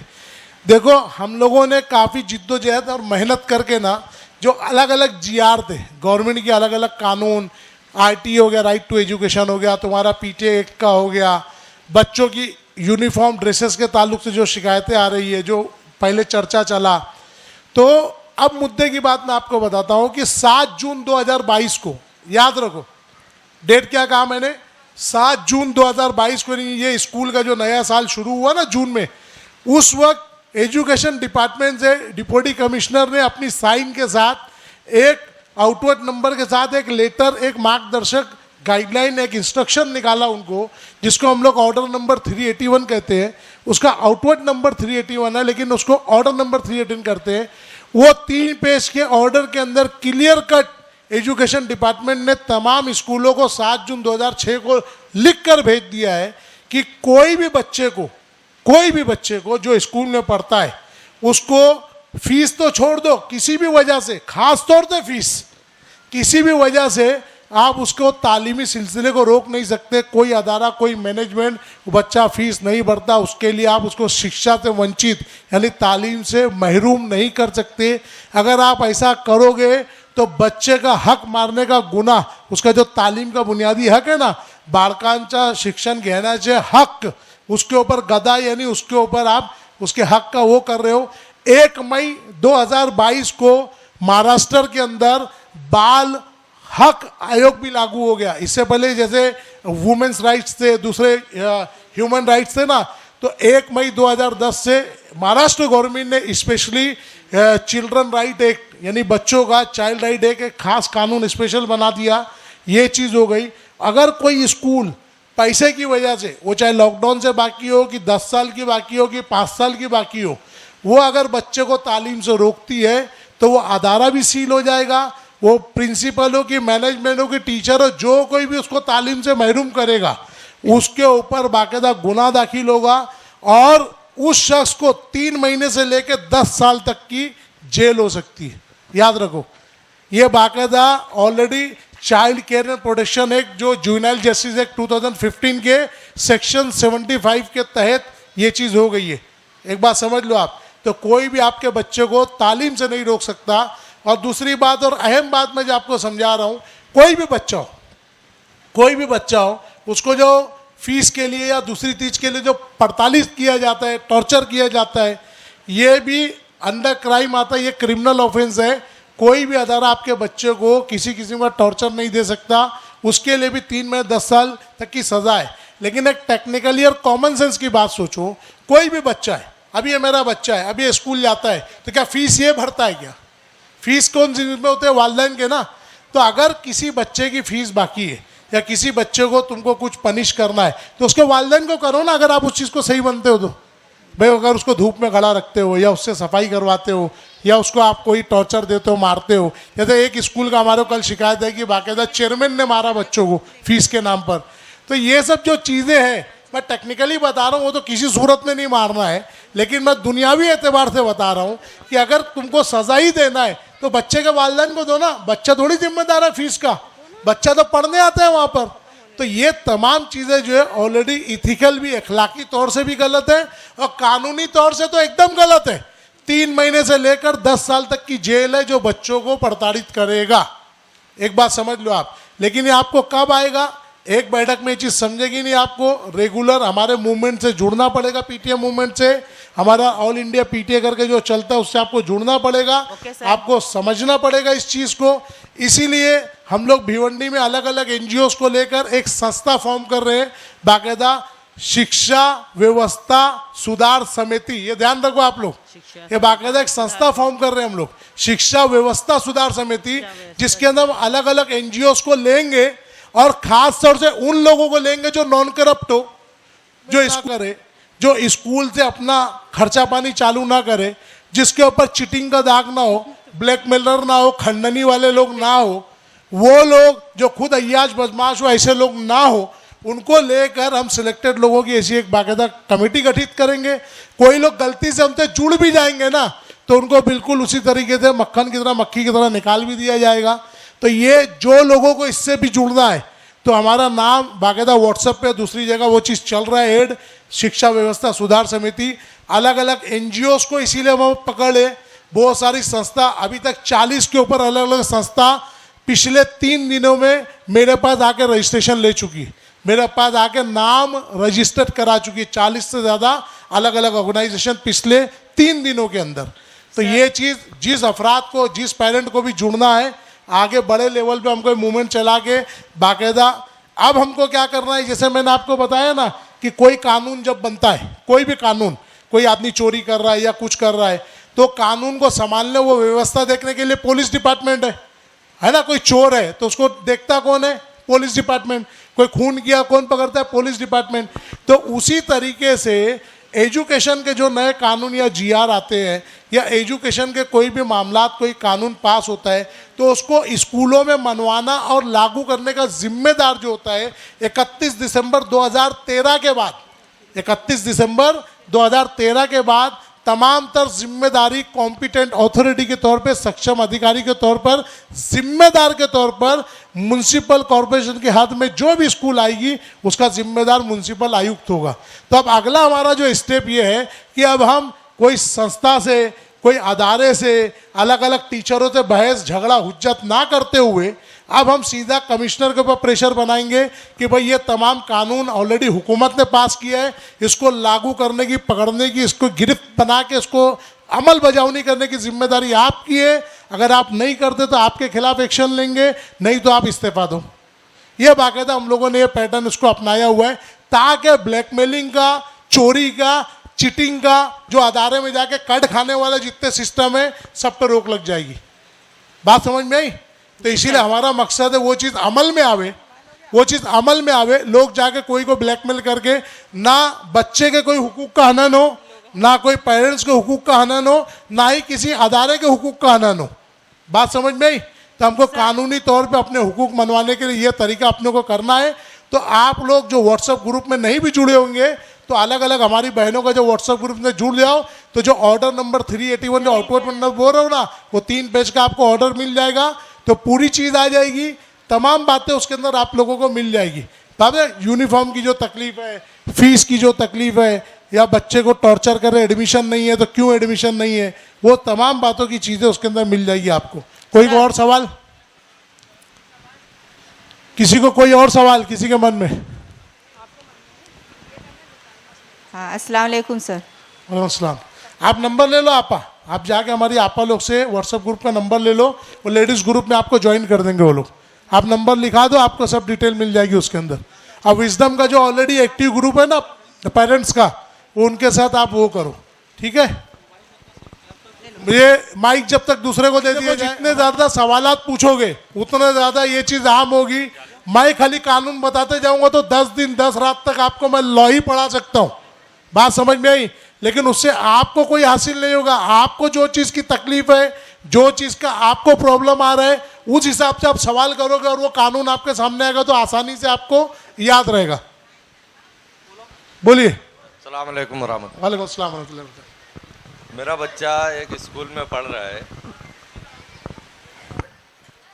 मेरा बच्चा एक स्कूल में पढ़ रहा है। तो एक बच्चे ने उसको मारा, तो उन्होंने टीचर को बताया, तो टीचर बोली कि प्रिंसिपल को बोलो। तो वो जाके उनको बोला तो वो भी उसको 2 चमाट मारे। तो मतलब कैसा है कि सीधे साधे गरीब बच्चों को वो प्रिंसिपल भी मारता है और उनको जो है बाकी लोगों को जैसे उनके रिश्तेदार हो या ताल्लुकात वाले हो, ऐसा उनको VIP ट्रीटमेंट देते हैं। तो ऐसा स्कूल कर सकती है क्या? ये आपने बहुत अच्छा सवाल किया है। आप शेर के सामने बकरी के बच्चों को रखो और आप बोलो कि शेर इसको चीर फाड़ के खा जाएगा, शेर ऐसा कर सकता है क्या? देखो ये अदम मसावत, उर्दू में इसको कहते हैं अदम मसावत, इंग्लिश में कहते हैं अनइक्वलिटी। बात समझ में आई?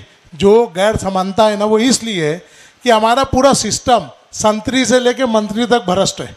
हर चीज़ मुंह देखी होती है। यही सब भ्रष्टाचार, जी हुजूरी खत्म करना है। तो पहले मैं कानूनी बात बताता हूँ आपको। आपके बच्चे की गलती थी या नहीं थी, किसी और बच्चे की गलती थी या नहीं थी, लेकिन स्कूल में अगर कोई काम, कोई चीज़ ऐसी हो रही है, कोई बच्चा किसी को मार रहा है या कोई मार खा रहा है, तो उस वक्त वो स्कूल की कस्टडी में, स्कूल की तहवील में। बात समझ में आई? तो जो भी होगा, बच्चे का सही गलत जो भी होगा, जो कुछ भी बात उनके साथ अंजाम होगी, किसी को कम ज़्यादा लगना है, कुछ होना है, तो उसके लिए जिम्मेदार वो स्कूल ट्रस्ट, स्कूल मैनेजमेंट और ख़ास तौर से प्रिंसिपल और वो क्लास टीचर ही होंगे। तो जो कुछ भी होता है वो सही गलत अपन नेक्स्ट स्टेप में देखते हैं कि आपके बच्चे की गलती थी कि नहीं थी, कि दूसरे बच्चे की गलती थी। तो पहले ये समझ लो कि बच्चा जितने वक्त तक स्कूल में है उतने वक्त तक वो स्कूल की जिम्मेदारी है। इसी को कस्टडी कहते हैं। क्या कहते हैं? इसी को कस्टडी कहते हैं। ये चीज़ उनको देखना है। रहा सवाल आपने जो अदम मसावत की बात की है, तो भाई ये भेदभाव हर जगह है, खाली स्कूल में नहीं। तो ये जो आप बोले कर सकते हैं क्या, दुनिया का ये क्या ऐसा कोई गलत काम नहीं कर सकते। तो आपको चाहिए कि आप राइटिंग में बाकायदा उसकी मुकम्मल तहकीक करके किसी पे झूठा इल्ज़ाम भी ना लगे और जो सच्चाई है वो सामने आ जाए। मुकम्मल आप इसकी तहकीक करके बाकायदा राइटिंग में स्कूल मैनेजमेंट को भी दो और एरिया पुलिस स्टेशन में भी आप डालो कंप्लेंट।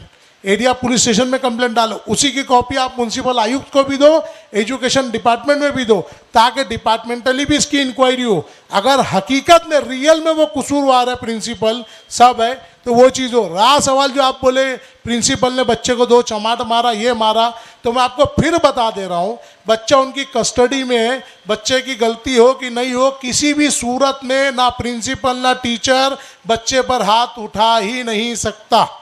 ये समझ लो आप, 3 महीने से लेकर 10 साल तक की जेल है। Juvenile justice act 2015 section 75। बोलो। एक लेटर टाइप करा के लाया हूँ मैं, उसको चेक कर लेना अभी। इंशाल्लाह प्रोग्राम के बाद चेक कर लेते। कोई और सवाल भाई? अस्सलाम वालेकुम। वालेकुम सलाम। भाई मेरा नाम आफ्ताब है और मैं भी एक स्कूल चलाता हूँ, तहसील प्राइमरी करके। तो जो स्कूलें लूट रही हैं उनका तो आप मसले का हल निकाल रहे हो, और जो स्कूलें लूटे जा रही है उनका क्या? हम कम फीस ले रहे हैं, हमारी स्कूल बंद होने की कगार पे आ गई है, तो हम क्या करें उसके लिए?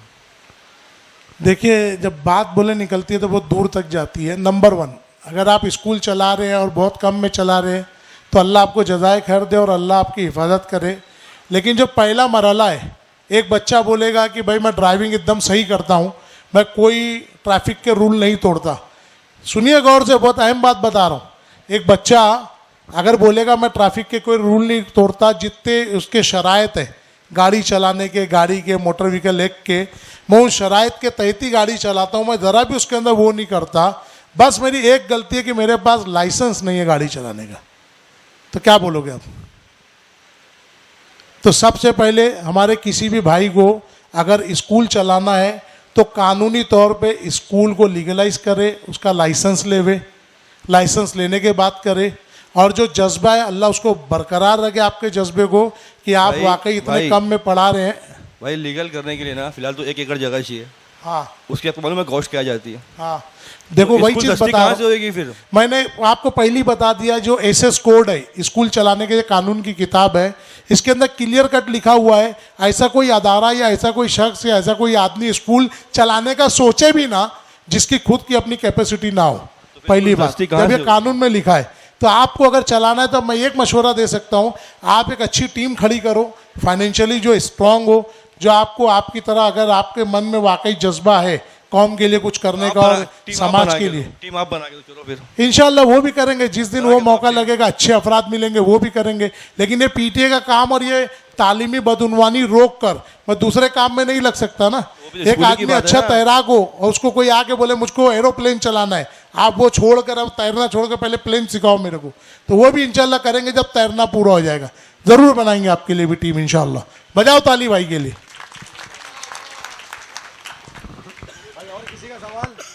किसको क्या, जितने सवाल का कोई सवाल हो तो बोलिए साहब। बताएंगे।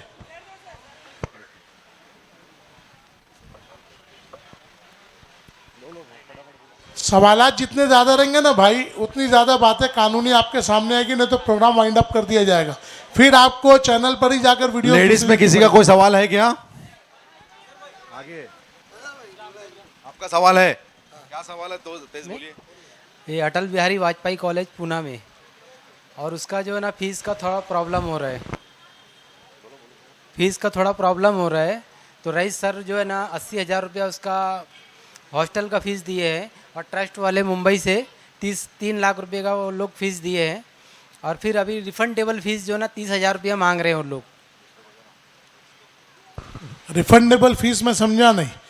वो फीस अपने को जब कॉलेज से पढ़ाई खत्म होगी तो रिटर्न मिलेगा। अच्छा, डिपॉजिट के तौर पर मांग रहे।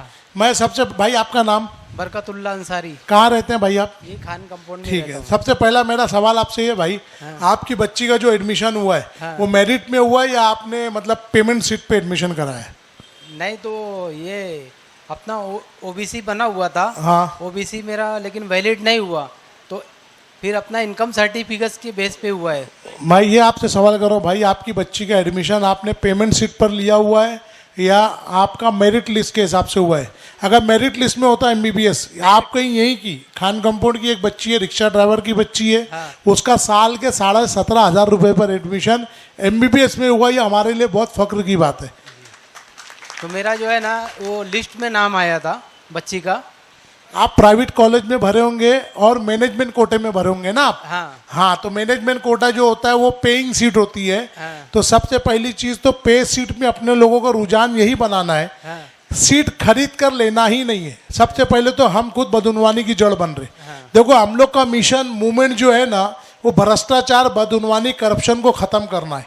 जब हम लोग देखो आज होता है क्या मालूम, एक गरीब के बच्चा या कुछ वो पढ़ क्यों नहीं पाता मालूम है, जिनको साहिब हैसियत होते हैं ना, वही सीट उनको डोनेशन फीस माफ से मतलब नहीं होता, वही सीट वो जो है ना मुंह मांगी कीमत देकर लोगों से खरीदने लग जाते हैं, जिसकी वजह से हकदार को उसका हक नहीं मिल पाता।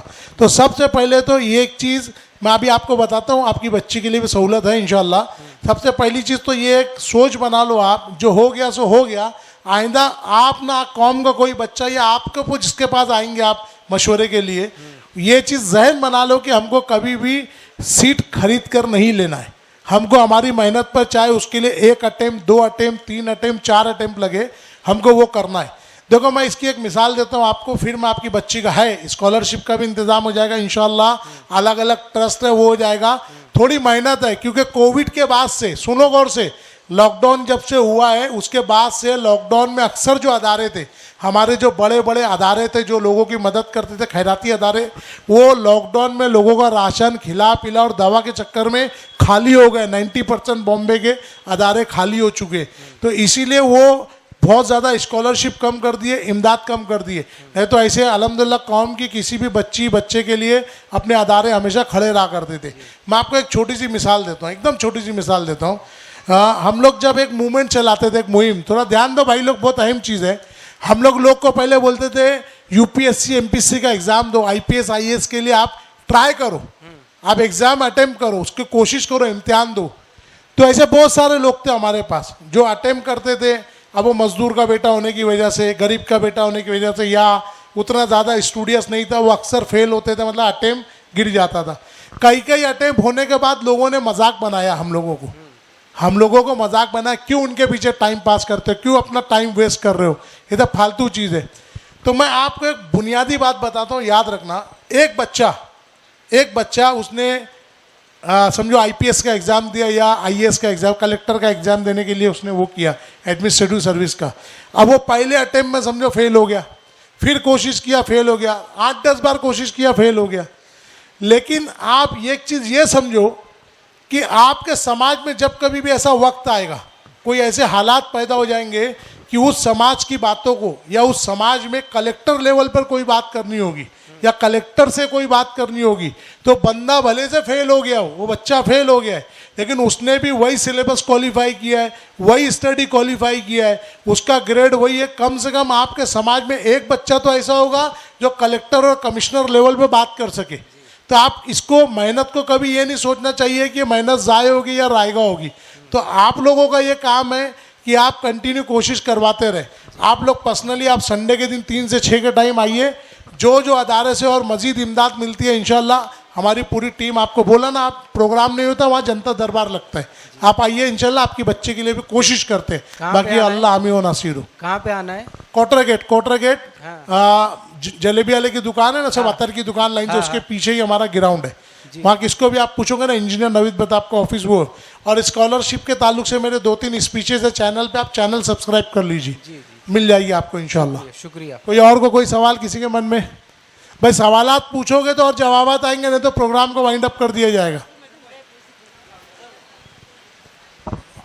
अस्सलाम वालेकुम। वालेकुम अस्सलाम रहमतुल्लाहि व बरकातहू। मेरी बच्ची विजडम एकेडमी में है माशाल्लाह, और केजी से उसको पढ़ा रहा हूँ मैं उधर पे। और मेरे ख्याल से विजडम एकेडमी में सबसे दूर जो लेके जाता हूँ बच्ची को मैं, ईदगाह रोड पे रहता हूँ टंडेल मोहल्ले में। मैं ही अकेला ऐसा शख्स हूँ और उसको रिक्शा ना लगाते हुए, क्योंकि बच्ची है इसलिए मैं खुद ले आता हूँ। 10 साल से लाना ले जाना मैं ही करता हूँ। और अभी लॉकडाउन के बाद से जो है ना, फ़ीस की तकलीफ़ मेरे को भी हो गई। जब भी मेरे को मालूम नहीं था ये सब, पीटीए मालूम था, लेकिन पीटीए का ये काम है ये नहीं मालूम था कि फ़ीस वगैरह अरेंज। इरफान भाई बताए मेरे को, कल मुलाकात हुई तो। और 3 साल से जो है फ़ीस नहीं भर पा रहा था कोई कारण से, मतलब अभी कहता सब महंगाई भी बढ़ गई, 15-20 हज़ार रुपये कैसा खर्चा होता है मालूम नहीं पड़ता है। तो वो लोग ना अभी मतलब बीच बीच में उसको फ़ीस के लिए बोलने लगे, कभी बोले कि मतलब आपके पेरेंट्स को बुलाओ तो टॉर्चर करने लगे कि बार बार उसको तकलीफ होती है। और वो टॉप स्टूडेंट के अंदर है, वो 10th के अंदर माशाल्लाह। लड़कियों को पढ़ने के लिए मैं बहुत, घर में जो मेरी छोटी सिस्टर है उसको भी डॉक्टर बनाया, दौड़ भाग एजुकेशन के उसमें बहुत करता था। तो आज जो है ना पीटी का ड्रेस के लिए मेरे को बुलाए थे। तो पीटी का ड्रेस मेरे ख्याल से 500-600 रुपये में हर साल मिलता था पहले, और अब जो है ना 1200 या 1000 रुपये तक दे रहे। तो हम 1300 रुपया, अच्छा 1300 रुपया कुछ है। मैं सर को बोला इतनी तो कॉस्टिंग बैठती भी नहीं है, और अब 2 महीना बैठा है, आप फोर्स कर रहे हो, तो 10th में अभी ख़त्म हो जाएगा। तो बोले अभी क्या है, आधे लोग बच्चे लोग पहन के आ रहे हैं और ये नहीं पहनेंगे, ये कैप्टन है। तो मैं बोला फिर भी सर 2 महीना भी हम लोग को क्या था, फीस भी नहीं भर पा रहे, तो आप इसके लिए इतना महंगा ड्रेस कर रहे हो, 500 रुपये में तो तैयार हो जाएगा ये। तो बोले ऐसा आदमी आप बताओ। मतलब मैं क्यों बताऊँ, सब तो आपका काम है ना, आप करवा रहे हो या कुछ की। तो बोलने लगे, फिर वो बोले कोई चीज़ में फिर हिस्सा भी ना लेवे ना, बैठ जाए, और हम लोग जो है ना उसको वो मार्क्स भी नहीं देंगे, इंटरनल मार्क्स भी नहीं देंगे। मैं ये पूछना चाह रहा था कि अभी जैसा अपन फीस नहीं भर पाए जो भी है, तो अगर अभी वो पास हो जाती है तो लिविंग सर्टिफिकेट वगैरह भी आगे एडमिशन होगा, तो उसके लिए क्या तकलीफ आएगी यार। अपने को पीटीए के हिसाब से फीस भरने के लिए वो लोग नहीं अरेंज कर रहे, तो वो आगे की पढ़ाई कैसे मुकम्मल करेगी फिर। भाई पहले आपका नाम बताइए। मेरा नाम मोहम्मद आरिफ मोहम्मद सादिक अंसारी है। देखो मैं इंतज़ार में था कि पेरेंट्स के अलग अलग सवाल आए, पेरेंट्स के सवाल नहीं आ रहे। तो जो मैं ऑर्डर नंबर 381 की बात कर रहा हूँ ना, मैं अब चाहता हूँ कि 2 मिनट में पहले वो पूरा ऑर्डर बता दूँ क्या है, ताकि आपको आपके सवाल के तमाम जवाब मिल जाए। गौर कीजिए एक चीज़, रहा सवाल, पहले एक मुद्दा पहले क्लियर कर दो। पीटी का कोई भी ड्रेस किसी भी स्कूल का, सुनो गौर से मैं क्या बता रहा हूँ, पीटी का कोई भी ड्रेस किसी भी स्कूल का, कोई 1200, कोई 1400, कोई 1100 में दे रहे हैं ना, वो मेरे पास आना, आंख बंद करके एक ड्रेस होगी 500 ड्रेस हो, मैं 500 रुपये के हिसाब से कभी भी बनवा दूंगा। बात समझ में आई? कोई भी स्कूल का रहे, पूरे महाराष्ट्र का कोई भी रहे, लेकिन उनको आना पड़ेगा। अब एक साथ ज़्यादा बच्चे सिलाएंगे तो भाई ये सहूलत रहेगी, क्योंकि वो बंदा भी जो ला के सी के देगा तो भाई वो उसको तो पूरा थान खरीदना, इतना तो सब समझते हैं, हमारी बहनें भी भाई भी, कि भाई कपड़ा कोई एक टुकड़ा तो वो बेचारे को मिलेगा नहीं। तो कोशिश ये करने का कि जैसे आप, क्योंकि कहाँ 500 रुपये कहाँ 1200 रुपये, समझ रहे आप, मैं तो आपको आधे से भी कम में, उतने में 3 ड्रेस तकरीबन हो जाएगा आपका। तो उतने में हम सी रहे तो कम से कम वो टेलर पे भी बोझ ना पड़े, ताकि वो बेचारा मालूम पड़ा आपका एक ड्रेस के लिए थान तो ले आया उम्मीद में कि दूसरे लोग आएंगे, लेकिन वो बेचारे को आंग पे आ गया। तो भाई जब इतना सस्ते में कोई करके देगा तो आपकी ये भी जिम्मेदारी होगी कि आप दूसरों को भी बोल के उनका फ़ायदा ही कराना है आपको, कि भाई 1200 का मतलब वही ड्रेस मैं तेरे को 500 में करा के दे रहा हूँ। अब मैं 381 पे आता हूँ, तमाम एलसी वेलसी का जवाब आ जाएगा। मैंने आपको बोला ना कि हम लोगों ने बहुत जिद्दोजहद मेहनत करके बाकायदा अपर लेवल पे मिनिस्ट्री लेवल तक हम लोग गए, वहाँ पर भी एप्लीकेशन डाला, बॉम्बे में धरना दिया, सब दिया, लॉकडाउन जैसे वक्त में धरना दिया, सब मेहनत करने के बाद वहाँ से शिक्षण मंडल को ऑर्डर आया। फिर शिक्षण मंडल ने भिवंडी की तमाम स्कूलों के लिए पहला ऑर्डर निकाला था 2021 के अंदर, जून 2021, लेकिन अभी जो मेन ऑर्डर निकाला ना 7 जून 2022 को, वो दोनों ऑर्डर मेरे पास यहाँ मौजूद भी आपके सामने, जिसको देखना हो, अगर सवालात ज़्यादा होते तो मैं और इंटरेस्ट के साथ बताता। तो जो 7 जून 2022 को जो ऑर्डर आया, आप गौर करो पहले क्या है, उसके अंदर टोटल 8 नुकात दिए गए, 8 बातों के ऊपर वो ऑर्डर पास हुआ है। गौर करो मैं जो बता रहा हूँ, 8 बातों पे ऑर्डर पास हुआ है, जिसमें सबसे पहले ऑर्डर जो है ना, पहला पॉइंट वो आरटी का दिया, राइट टू एजुकेशन। सुनो भाई इधर गौर से, राइट टू एजुकेशन का दिया हुआ है। उस ऑर्डर में क्या क्या बातें मालूम है? अभी आप कोई स्कूल में जाते हो एडमिशन लेने, सुनो गौर से, कोई स्कूल में आप जाते हो एडमिशन लेने, तो सबसे पहले क्या करते हो आप? क्या करते हो बताओ? एडमिशन लेने में एक स्कूल में गया पहली बार, हाँ फॉर्म लेते हो, आप लोग लेते हो ना फॉर्म। अब सबसे पहले ही मरला फॉर्म का है, वो फॉर्म आपको वो लोग क्या करते हैं, ऐसे दे देते हैं कि उसके पैसे लेते, पैसा लेते, कितना लेते? 100-200, ठीक है। अब देखो उसके अंदर ही पहले ही नुक्ता हुकूमत ने लगा दिया, 2 बातें पास की, 2 बातें सुनो गौर से यहाँ पर। पहले दूसरी बात बताता हूँ। दूसरी बात ये कि आपको जितने बच्चों को एडमिशन लेना है, समझो 100 बच्चे की कैपेसिटी है, 200 की है, जो भी है, तो आप अगर 100 बच्चों को एडमिशन लेना है तो आप 101 फॉर्म नहीं बांट सकते। समझ में आई बात? कितना नहीं बांट सकते? 1 फॉर्म ऊपर नहीं बांट सकते, 1। अब जब जितने बच्चों को एडमिशन लेना है उतना ही फॉर्म बांटना है, तो ये जो लिस्ट लगती है, पहली लिस्ट में नाम आया कि नहीं, दूसरी लिस्ट में आया कि नहीं, ये जो डरा धमका के डोनेशन के नाम पे कि हमारा बच्चा फट से यहाँ पे एडमिट हो जावे, इनरोल हो जावे, तो उसके लिए आदमी डोनेशन के चक्कर में जाता है ना डर डर के। तो जब ऑलरेडी ये चीज़ जब हो जाएगी कि आप उतना ही फॉर्म बांटो जितना एडमिशन है, तो लिस्टिंग का झंझट खत्म, एक भ्रष्टाचार खत्म हो गया। पहली शर्त ये लगा दी कि आप एक फॉर्म बांटो कि 1 लाख फॉर्म बांटो, आपको फॉर्म का 1 रुपया नहीं लेना है। ये ऑर्डर में क्लियर कट लिखा हुआ है, फॉर्म टोटल फ्री देना है। समझ में आई बात? आगे उसके अंदर लिखा हुआ है कि आरटीई के तहत जितने भी बच्चे पढ़ेंगे आप उनमें भेदभाव नहीं कर सकते। हर प्राइवेट स्कूल को 25% बच्चों को फ्री ऑफ चार्ज पढ़ाना है, जिनको गवर्नमेंट पे करती है उनका। आपको रेगुलर बच्चों के साथ ही बैठाना है उनको।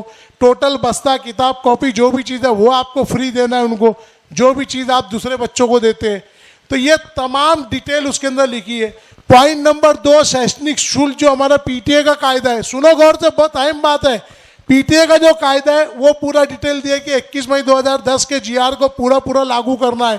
जो फीस आप डिसाइड करोगे वो पीटीए ही करेगी, पूरी फीस डिसाइड आपको। आप अपने सिलेबस की कोई भी किताब उन पे थोप नहीं सकते।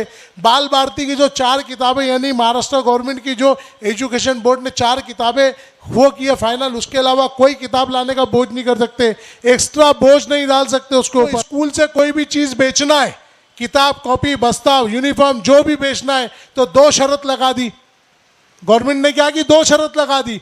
दूसरी शर्त ये लगाई, पहले दूसरी शर्त बता रहा हूं कि आपको अगर कोई भी चीज़ बेचना है स्कूल में, कॉपी, किताब, यूनिफॉर्म, तो मार्केट रेट से ज़्यादा नहीं बेच सकते। ये दूसरी शर्त है।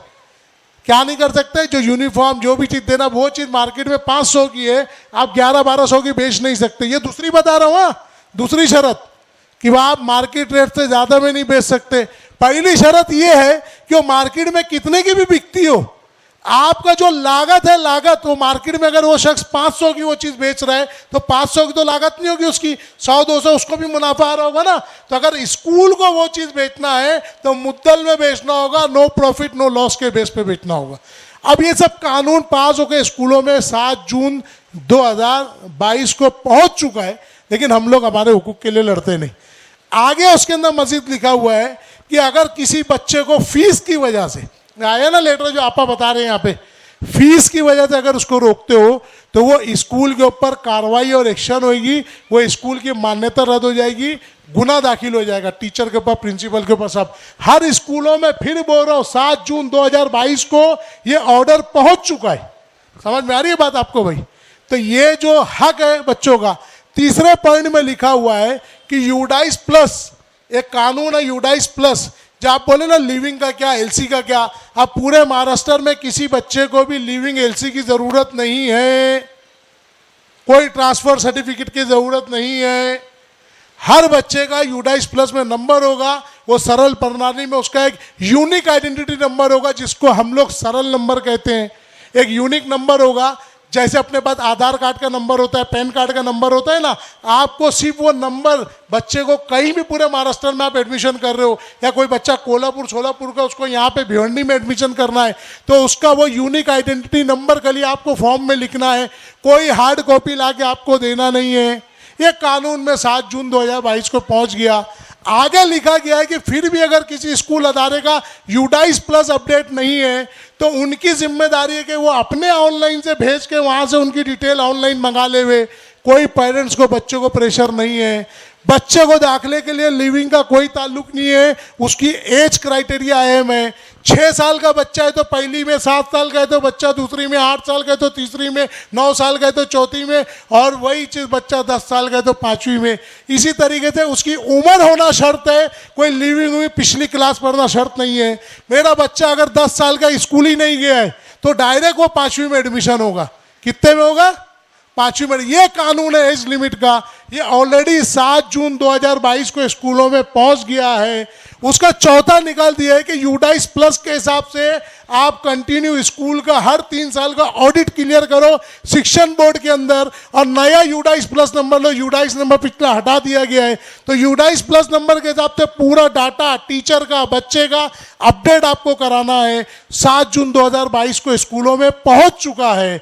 उसके बाद अगला आता है वाहन समिति, यानी व्हीकल मैनेजमेंट की जो कमेटी है वो बनाना है, चाहे वो स्कूल में बस वगैरह चलती हो कि नहीं चलती हो या लोग प्राइवेट रिक्शा से जाते हो, स्कूल के अंदर पीटीए के थ्रू आपको एक व्हीकल कमेटी बनाना है, मोटर व्हीकल की एक वाहन परिवहन समिति बनाना है जो डिसाइड करेगी बच्चों का। जैसे आज 15 रुपया हो गया, रिक्शा वाले अब छोटे बच्चों को आगे बैठा के भी 15 ले रहे, वो नाजायज हो रहा है, लेकिन हमारे पेरेंट्स कुछ कर नहीं रहे। तो वो कदगन लगाने के लिए परिवहन समिति कंपलसरी हो गई है। बात समझ में आ रही है आपको? उसी तरीके से फिर आगे 5वां नुक्ता उसके अंदर आ गया है बच्चों की सेफ्टी का। सुनो अब बहुत गौर से, 7 जून 2022 को हर स्कूलों में ये ऑर्डर पहुंच चुका है 381। आपको 5वें नुक्ते के अंदर दे रहे हैं कि हर बच्चे की अपनी सुरक्षा के लिए उसको पूरे इंतजाम स्कूल को करना है। वो बच्चे को कोई भी शिकायत है तो 1098 का खूब बड़ा बोर्ड लिखा रहे, महाराष्ट्र गवर्नमेंट का नंबर है कि बच्चा डायरेक्ट उसके ऊपर टोल फ्री जिसमें कोई पैसा नहीं लगना, बच्चा डायरेक्ट उसके ऊपर कंप्लेंट कर सके। बच्चे की सेफ्टी के लिए एरिया पुलिस स्टेशन का कोई भी एक बुजुर्ग का काका है, दादा पुलिस वाले का फोन नंबर बड़े शब्दों में स्कूल में बोर्ड पे लगा रहे कि बच्चा अगर माँ बाप को टीचर को भी ना बोल सके तो डायरेक्ट वो पुलिस जो जिम्मेदार है उसको फोन करके बता सके। पूरी पोस्ट ऑफिस की डिटेल कि पोस्ट कैसे करना, क्या करना, पोस्ट के जरिए शिकायत कैसे करना, पूरा बोर्ड स्कूल में लगा रहना कंपलसरी है बच्चे के लिए, जिसमें पूरा समझाया गया हो कि तू पोस्ट के थ्रू शिकायत कैसे कर। फिर उसके अंदर एक तकरार पेटी रखी जाए स्कूल के अंदर, कंपलसरी के बच्चा कुछ नहीं बोल पा रहा किसी को नहीं तो खुफिया तौर पे जो बोलते हैं ना गुप्त अर्ज, एक खुफिया अर्जी, एक सीक्रेट अर्जी उस तकरार पेटी के अंदर डाल सके। आगे उसके अंदर भी 6वां पॉइंट उसके अंदर दिया गया, 7वां पॉइंट कि आपको अपनी स्कूल में बड़ा बोर्ड लगाना है कि हमारी स्कूल के 100 मीटर के रेंज के अंदर, सुन लो गौर से, 100 मीटर के रेंज के अंदर ना कोई तंबाकू बेचता है ना खाता है। असल बात सुनो आप, ना तंबाकू बेचता है ना तंबाकू खाता है, यानी टोबैको फ्री का बोर्ड, वहां पे तंबाकू मुक्त का बोर्ड लगाना है आपको। फिर आगे 8वां दिया हुआ है कि कोई अर्जी कोई चीज अपन लेके जाओ, स्कूल वाले लेते नहीं।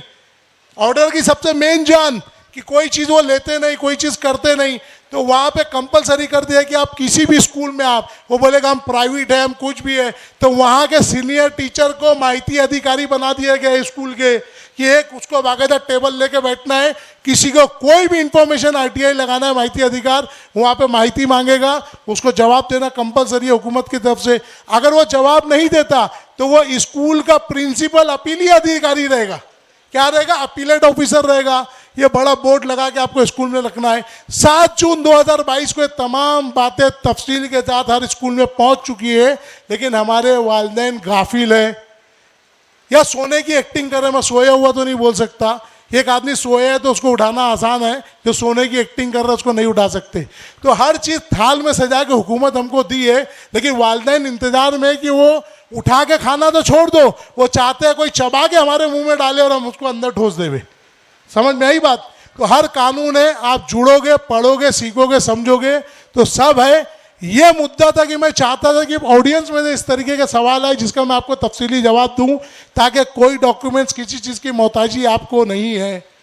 तो मैं ये चाहूँगा कि आप लोग मेरा यूट्यूब चैनल इंजीनियर नवीद बेताब के नाम से जो है आप सब्सक्राइब करो, ऐसे तमाम सवालों के जवाब उसके ऊपर आपको मिल जाएंगे यूट्यूब पर। और देखो, अपने ऊपर एहसान करो, अपनी आल औलाद पे, अपनी नस्लों पे एहसान करो, वो देखो आपको इल्म आएगा। ये पीटीए का कानून, ये तालीम का कानून ऐसा आपको किसी की मोहताजी नहीं है, कोई अदारा, कोई आदमी, किसी नवीद बेताब की मोहताजी नहीं है। आप खुद सीखो, खुद समझो, आप अकेले भारी हो। पीटीए का कानून एक ऐसा कानून है, एक अकेला पेरेंट भी अगर खड़ा है ना 10,000 की आबादी में तो जीत उसका मुकद्दर है। अगर किसी को कोई और सवाल हो तो करो, नहीं तो प्रोग्राम वाइंड अप कर दे, ठीक है। हर एतवार को 3 से 6 कोटर गेट पे मेरी ऑफिस पे होती है मीटिंग, आप लोग वहाँ पर आइए और चैनल सब्सक्राइब करके देखिए, ठीक है। सर, कोई और सवाल? अस्सलाम वालेकुम सर। वालेकुम अस्सलाम। सर, अभी आपने अपनी स्पीच में कहा कि जैसे, हेलो, बोलिए ना। हाँ सर, ओपन डे के नाम पे जो रजिस्टर पे हमसे साइन लिया जाता है, तो क्या वो साइन अब तो दे चुके हैं, आगे हम दें या ना दें, या तो दें किस मतलब किस मेथड पर दें उसको, या तो फिर दे चुके हैं तो हम उसको क्या कर सकते हैं? पहले बताइए किस स्कूल से आपका ताल्लुक है, स्कूल के नाम के साथ? केमियस। देखिए, केमियस का जहाँ तक ताल्लुक है, केमियस के अंदर ऑलरेडी पीटीए का इलेक्शन भी हो चुका है, एग्जीक्यूटिव कमेटी भी बन चुकी है और केमीएस के पेरेंट्स में काफ़ी हद तक बेदारी आ चुकी है। आप अगर ओपन डे के उस पर साइन कर रहे हो और शेरा मार के, जैसे कि एग्जीक्यूटिव कमेटी की जो मीटिंग हुई, इन लोगों ने धोखे से मस्टर पे साइन किया प्रीवियस मिनट के नाम पर, तो मैंने सबको कंपलसरी बोला था उसमें लिखो only this sign is only for attendance, attendance ये लिख के दिए। उसी तरीके से अगर आप ओपन डे के मस्टर पे साइन कर रहे हो तो उसमें लिखो it is sign for only open day muster. Okay sir, बात समझ में आई? तो आपको वो चीज़ सेव हो जाएगी। किसी को और कोई सवाल भाई मन में? देखो सवालात नहीं आएंगे तो प्रोग्राम वाइंड अप कर देंगे भाई। सर जी 10 तारीख के 13 तारीख को बोले बच्चे पेरेंट्स को नहीं भेजने, हम भेजे, पेरेंट्स भेजे बच्चे को और वो रिटर्न करे तो फिर क्या एक्शन लेना चाहिए? देखिए मैं आपको फिर बता चुका हूँ ऑलरेडी, इससे पहले भी मेरी तकरीरों में कि ये डायरेक्ट आपको एजुकेशन डिपार्टमेंट में उसकी कंप्लेंट करना है। एरिया पुलिस स्टेशन पे जाकर आपको कंप्लेंट करना है। 381 का वो 3 कॉपी का पेज व्हाट्सएप ग्रुप पे भी आपके पास भी होगा। उम्मीद है आपका बच्चा कहाँ का है, केमीएस का ना, तो आपके पास ऑलरेडी होगा। केमीएस में तो ऑलरेडी हम लोगों ने ये चीज़ दी हुई है एक एक पेरेंट्स को। उसके अंदर बाकायदा पेज नंबर 2 के ऊपर पॉइंट नंबर 2 याद रखो, पेज नंबर 2 पॉइंट नंबर 2 उसमें लिखा हुआ है कि अगर फीस के लिए किसी भी बच्चे को उसकी तो तालीम का हक है, उसको शिक्षा से वंचित रखते हैं तो उनके ऊपर गुना दाखिल होगा, स्कूल की मान्यता भी रद्द होगी और उन पर गुना भी दाखिल होगा। बिला झिझक आप वहाँ जाकर दूसरी तीसरी बात ही नहीं करना है, एक ही बात करना है, हाँ हमारी फीस बाकी है, फीस मनाए, लेकिन ये लोग शिक्षा से वंचित कर रहे हैं, उसका गुना दाखिल एरिया के करो। पुलिस वाले अगर कंप्लेन ना ले तो उसके ऊपर जाएंगे, एसीपी है डीसीपी नहीं है तो सारे पेरेंट्स से होके जाओ। मैंने फिर बोला इत्तेहाद में ताकत है। ये यही केमीएस है या दूसरी स्कूल वाले पीटीए मानते थे क्या? ये तो बोलते थे पीटीए कुछ भी नहीं, आज तक तो यही बोलते थे ना पीटीए कुछ भी नहीं है। पेरेंट्स को ऐसे बताओ कहते थे भिखारी है वो लोग, भीख मांगने आए हुए। लेकिन आज जब कानून का डंडा गया तो आज अल्हम्दुलिल्लाह इज्जत अदब से बात भी करते हैं, पेरेंट्स की सुनते भी है, पूरा इलेक्शन कराए, सब कराए, वो हर चीज़ आगे और अच्छा होगा। ये उनको पहला एक्सपीरियंस है, अल्लाह ने चाहे तो आगे इनको और अच्छा कानूनी डंडा जाएगा। जनरल मीटिंग रखने के लिए मैं जैसे बोली हूँ वहाँ पे कि जनरल मीटिंग रखी जाएगी, तो जनरल मीटिंग नहीं रख रहे तो मुझे क्या करना चाहिए? देखिए जनरल मीटिंग जल्दी रखेंगे आपको राइटिंग में, और वहाँ के एग्जीक्यूटिव कमेटी के मेम्बरान ने ऑलरेडी कंप्लेंट शिक्षण अधिकारी को, एजुकेशन मिनिस्टर को, एरिया के डिपार्टमेंट में, यहाँ तक के डीसीपी को भी और प्रिंसिपल को भी राइटिंग में एग्जीक्यूटिव कमेटी के मेम्बरान ने साइन करके लेटर दे चुके। ये चीज़ ध्यान रखो कि पूरा जो पीटीए का प्रोसेस वो कर रहे, मनमानी का कारोबार कर रहे, ये कंप्लेंट ऑलरेडी दाखिल हो चुकी है और पुलिस में भी दाखिल हो गई है और डिपार्टमेंट में भी दाखिल हो चुकी है। गालिबन शायद आपने भी साइन किया है उसके ऊपर। बोलिए और कोई सवाल? नहीं, बहुत बहुत शुक्रिया सर, आपने इतना हमारे लिए। किसी को और कोई सवाल किसी के मन में? किसी का कोई सवाल है क्या? क्या प्रोग्राम वाइंड अप किया जाए? है किसी का कोई सवाल? किसी के मन में कोई सवाल? सवालात नहीं आएंगे तो प्रोग्राम खत्म कर दिया जाएगा भाई, ठीक है? Okay sir, okay. वाकरुद्दावा नहीं हम